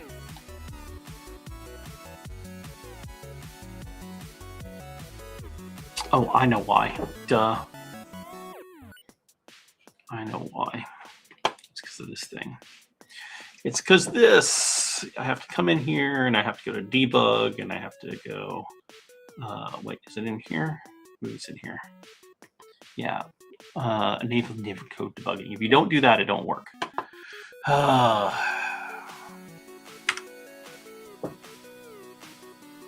Okay.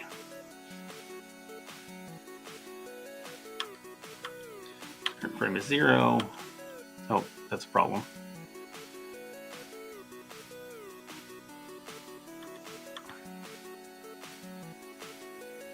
Yeah. Need to fix that.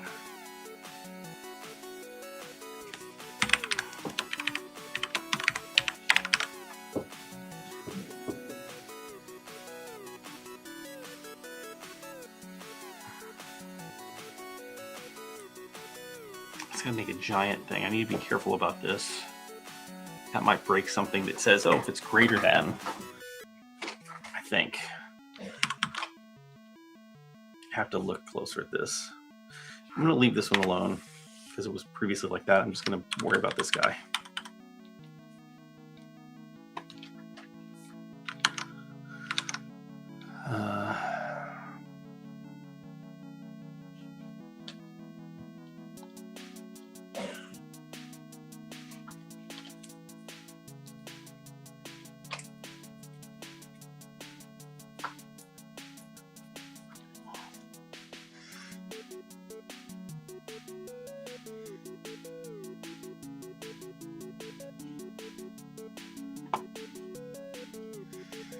Wait, but this never sets the right frame. This one, though, does. That's right, we never fixed this right. I think that needs to be fixed somewhere else. Yeah, that's probably what needs to happen here.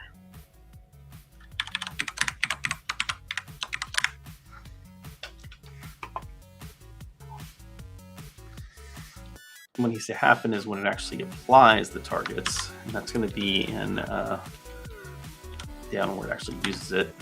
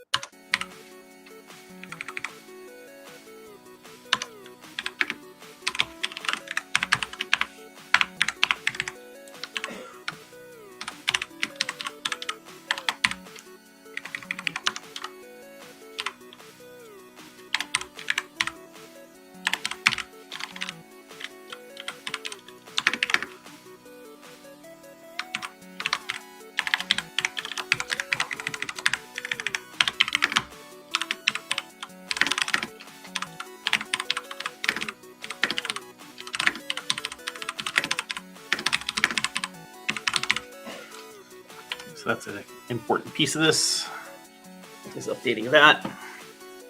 keep going full screen and losing my text. Sorry. Or my chat. All right. I think we made some good progress today, but not as much as I would like.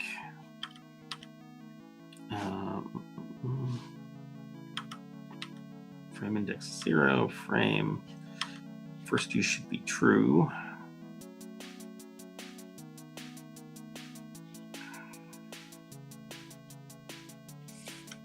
Well, damn it. When did that happen?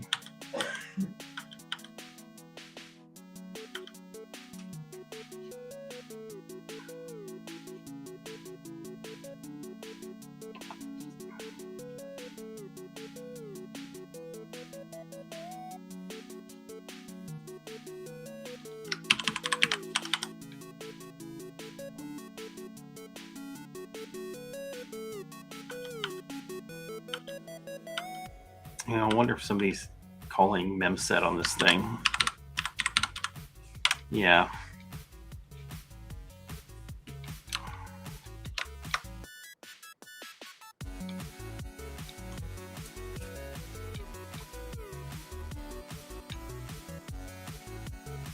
Wait, what?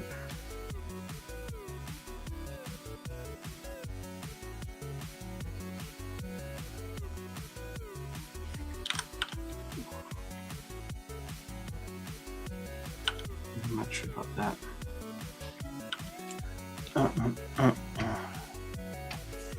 Oh gosh. Stop.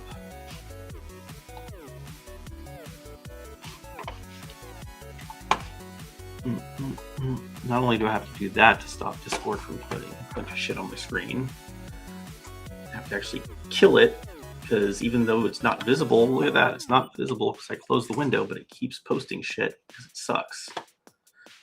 Goddamn Discord. All right. All right, so let's see. Back to this. Why?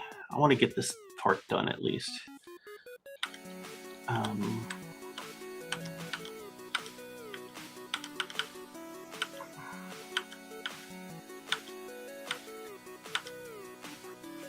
Okay, this is one of them.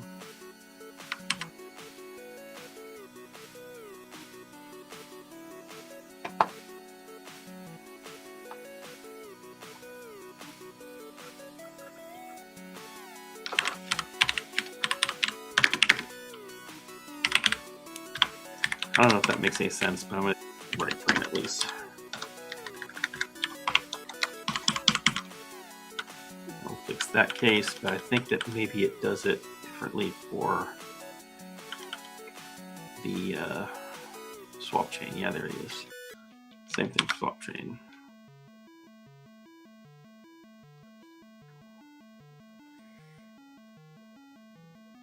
Whatever.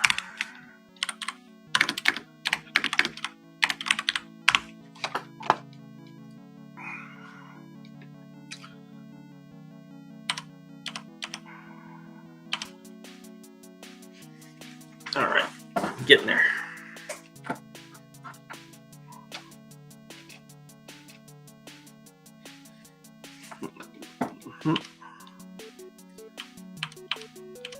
All right, let's see what we got now. Okay. First use should be true now. Yes.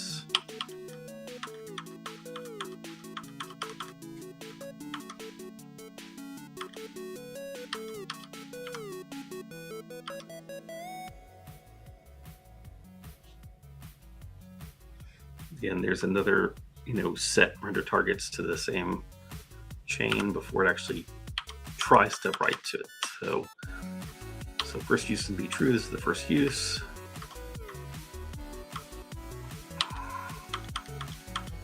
This is going to be don't care. This is the first use.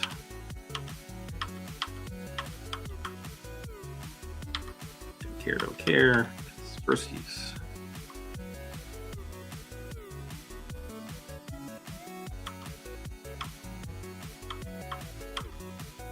Also first use, so don't care. Gets down here, it's going to update it to the current frame. Continue.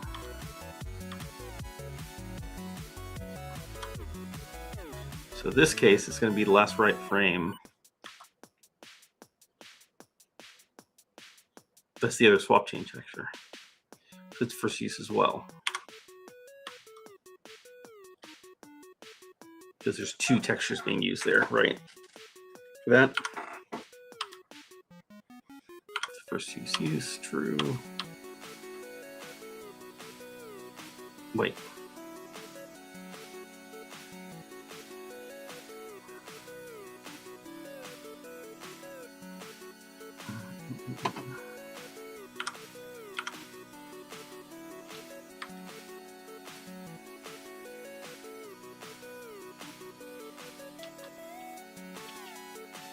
Wait, what?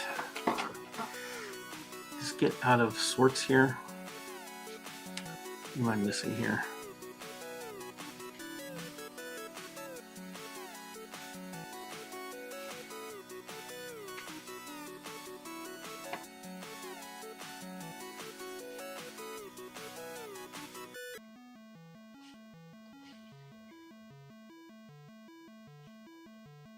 Oh, set render target wasn't called the second time.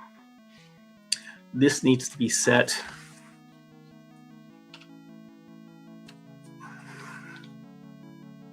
I don't need first use, I guess. No, I do need first use. But I need to set it before I set the frame, yeah. And I can reset this basically at the start of that. Which basically means that I don't need to set it here, right?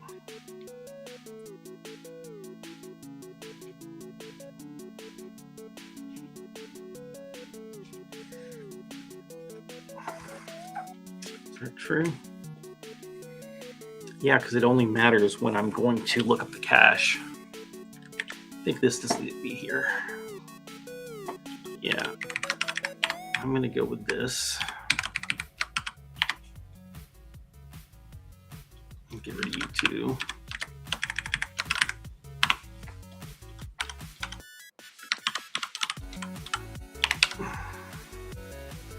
So up here, before we compute the hash, we need to update first use state for these guys. This is basically the same as this code, except we're doing it for, yeah, basically the same.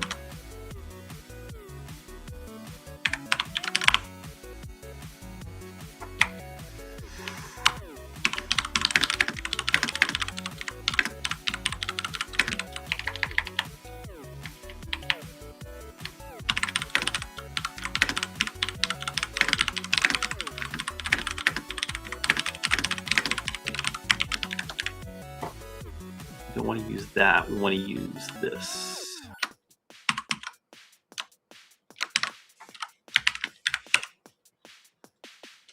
Right. What is it not like here? It's just being a pain in the ass.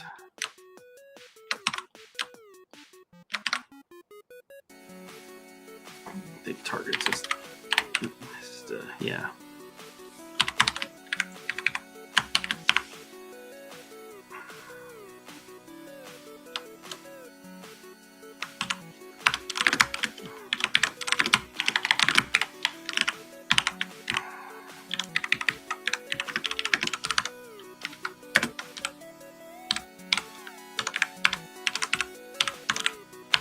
I like to early out and flatten my loops.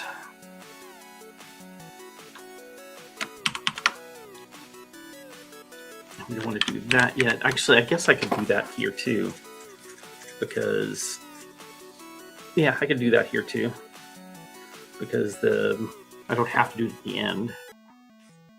I can just update this as I go and it should be fine. So I don't need to.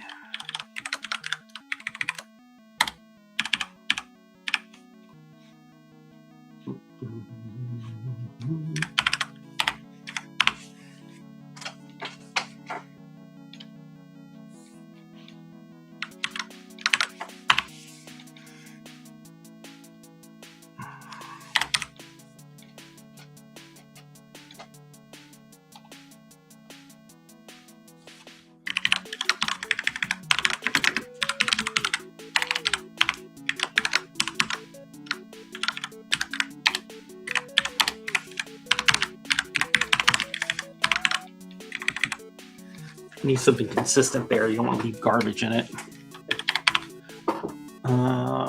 So what I want to do here is that.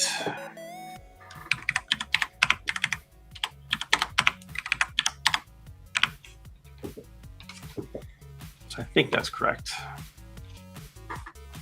Oh shit, there's garbage in here.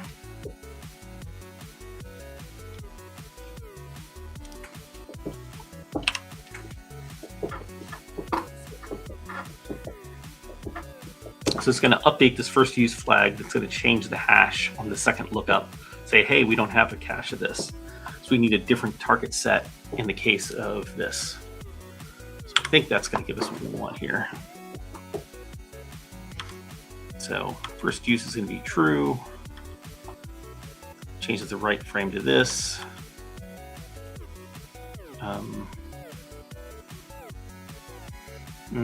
I need to set all these. Yeah, I can't use that. I need to use this. Yeah.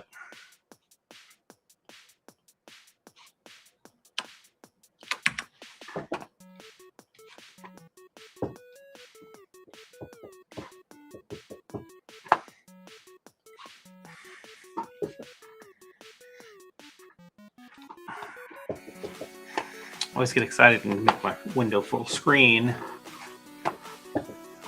All right. First is going to be true. Update the right frame. First is going to be false. False, false. Okay. It's going to hash one way. It doesn't have a cache. It's going to build it. Okay. First use true. First use true. I don't know why I don't do this. And this time to come through here and say first use false. It's like, nope, it was used previously this frame.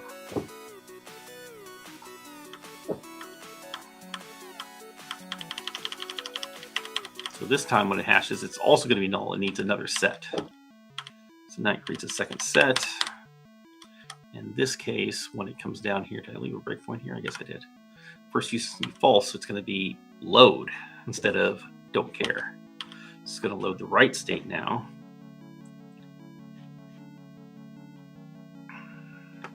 I'm not getting validation errors here. Maybe validation's off in this build.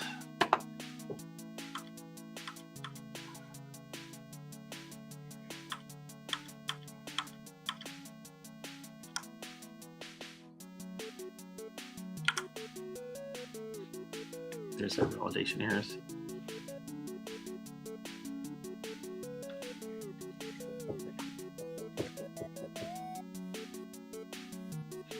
Okay, so it can't be, okay, so that fixes that case, I think. R73JYD672. These names seem made up. Hey, this seems quite cool. I'm new here. Can I ask what you're working on? I'm working on some unit tests for our render under Vulkan. And you're here at the end of the stream because I'm going to have to end here soon, but I want to just do this last little bit here first. But in this case, it's going to be first use true because it's the first frame of the next frame.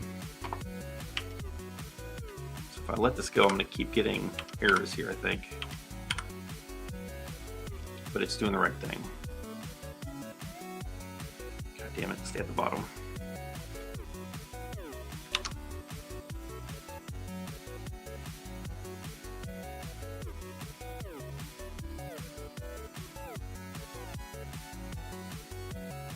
Cool. So it's working there. I think we have a better attachment structure here.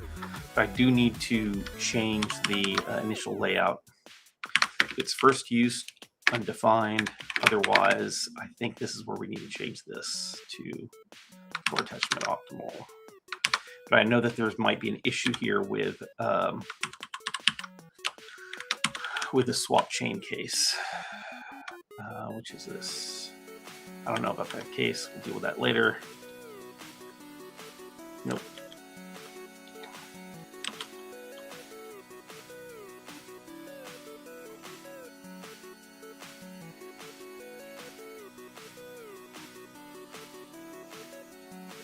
Oh, well, that's not even the right thing here.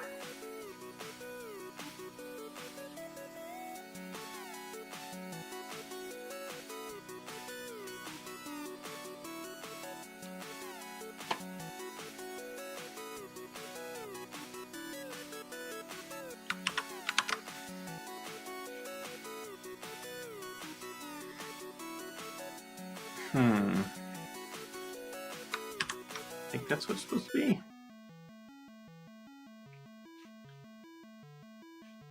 Yeah, because that's what it's changing into.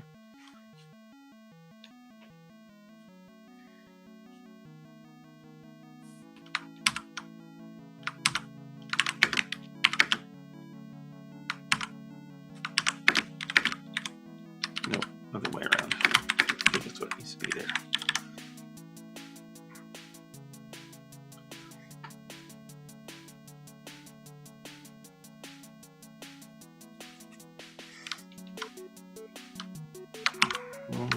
I guess same thing here. I don't know if that's right or not. We'll find out.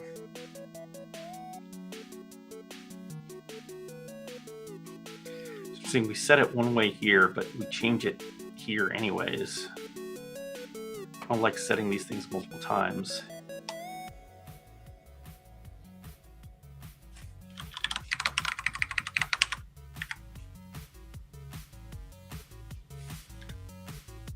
I think that has to be this way. I don't know. I'm not sure about this case. We'll worry about that later. I just don't want to set this thing multiple times. These are all being set here. Yeah, I think I'm just going to move this into here. I don't know what this is supposed to be for this case. We'll deal with that case later. So now at least it's only setting it one time, I think. All right.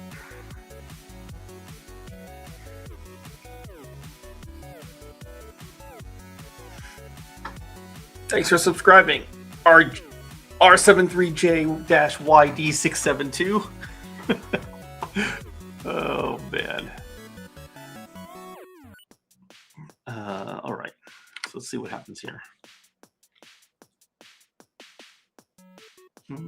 Less validation issues.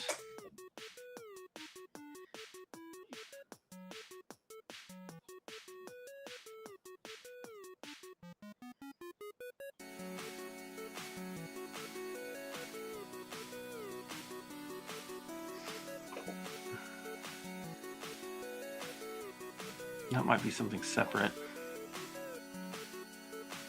I'm not seeing the color attachment thing, right? No, I'm not.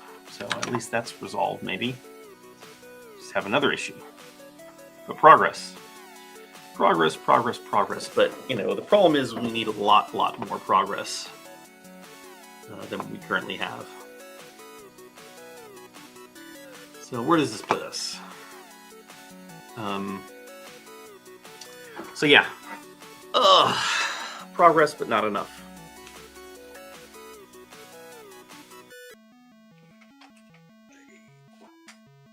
He's adding fixing bugs in our Vulkan support part of the MonoGame framework backend. Yeah, adding fixing bugs. Yeah, not adding, fixing. So yeah, so where does this put us? Well, we made some progress. The queries are fixed. Part of fixing the queries pointed out this problem with reattaching a target that, you know, was flimsy. So this is getting better, I think, with the change that I just made there. And I guess the next thing that I need to do is test that and verify that that works and look at the other validation errors. I just have to keep hammering validation errors and keep testing the render, the different cases. I think that with this change, that's a pretty solid change. If our unit tests pass and we don't have validation errors, is all I need to do. Because the unit test should expose any problems that we actually have. I do wonder if the unit test should be... I do wonder if what we should be doing is we should be... I think we can set up Vulkan so that validation errors become assertions or failures in the unit test. So whenever a validation error occurs with a unit test, that it fails, so that we have to fix the validation errors. I'm worried that we have a lot of silent validation errors that we're not seeing because they get consumed by the system. And I wonder if we should start to make those like apparent.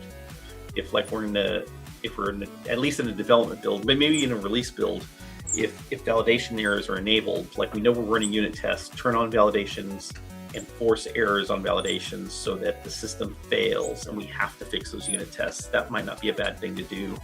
I'm going to add myself a note here for that for next time in my test program. I'm going to add some to-dos. To do, make validation errors on Vulkan, cert/port, so that unit tests cannot get away with passing on when we have validation errors. So a note for myself. Please guide me on how I can be good in generative AI. How can you be good? How you can be good is use it for what it's really meant for, which is to cut down on search. It's supposed to assist you in finding things. I don't really think generative AI for thinking things is a good idea. At least not right now. In the future, maybe if every time generative AI was used to say, hey, write me a class, write me a monogame title that, write me a monogame game of tic-tac-toe, and it generated it. And what generative AI did was every time that it would generate something like this, it would say, well, what's the monetary value of what we just generated? X amount of dollars. And that monetary value of the thing that was just generated, that money then gets distributed back to people that the AI trained on, so that I would get, and anybody else that it trained on data, it would get a fraction of some penny of that. And people would get paid for their contribution to generative AI, to this global, search pool. Then I think that's what would make sense and would be a good monetary system for that. And once you have that, then I think that using generative AI to make things for you isn't horrible. But at the moment, I think it's horrible. Also, it's not the greatest at doing it. It'll clearly tell you things that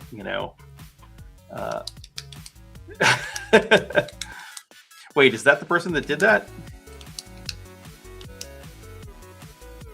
That's interesting. Yeah, there was somebody that was spamming bot spam PRs the other day. Is that the person that did it? That's crazy. You're a very bad boy if that's what it is. Let's see, who was the person that did that?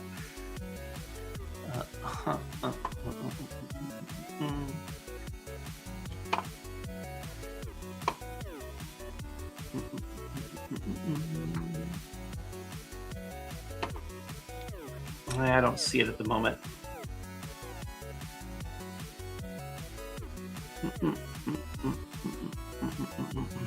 The name looks suspicious. I mean, I know that there was somebody like that, but yeah, somebody spammed a bunch of PR requests to the repo the other day, just over and over the same PR for some reason. And it was just, and I went back and looked at that account, and it looks like the account was doing that across lots of different repos. I don't know what the purpose of that is, other than to just be annoying, but yeah, don't do that. Anyways, generative AI, I don't think it's great right now. I mean, it does do it can do some incredible stuff, but I don't think that's the right time to be using it to generate new things. Anyways, so yeah, next time I need to spend some more time on Vulkan this week, just outside of streams. If I get some ability to stream, I will, but my life has been crazy busy lately. But I think I need to make sure that all validation tests, or the validations, if they generate a validation error, it should fail the build or fail the unit test very clearly, so that we can tell which tests are still broken. I need to keep pushing on what I'm doing here. I think I have one more validation that I fixed, and I fix that, then I think we will have the queries fully working, and then I can move on to some of the other issues. So we still have an issue with MSAA, and we still have an issue with vertex textures that needs to be solved. So both those need to be solved, and if I fix those things, then I think we are pretty close to being able to get 385 out, which is, that's been a horrible process. Anyways, so thanks everybody for watching. You know, follow us on YouTube and Twitch. We need more followers. That would be great if you can. I know things are tricky in the economy right now, but you know, we're always looking for donations to keep things going and move things faster. It would help. You know, if you're a big studio or publisher that's, you know, had some great successes on MonoGame titles, it'd be great if you wanted to become a premier sponsor. There's an email address on the website for you to contact us if you're interested in that. And I think that's it for today. All right. Bye, everybody.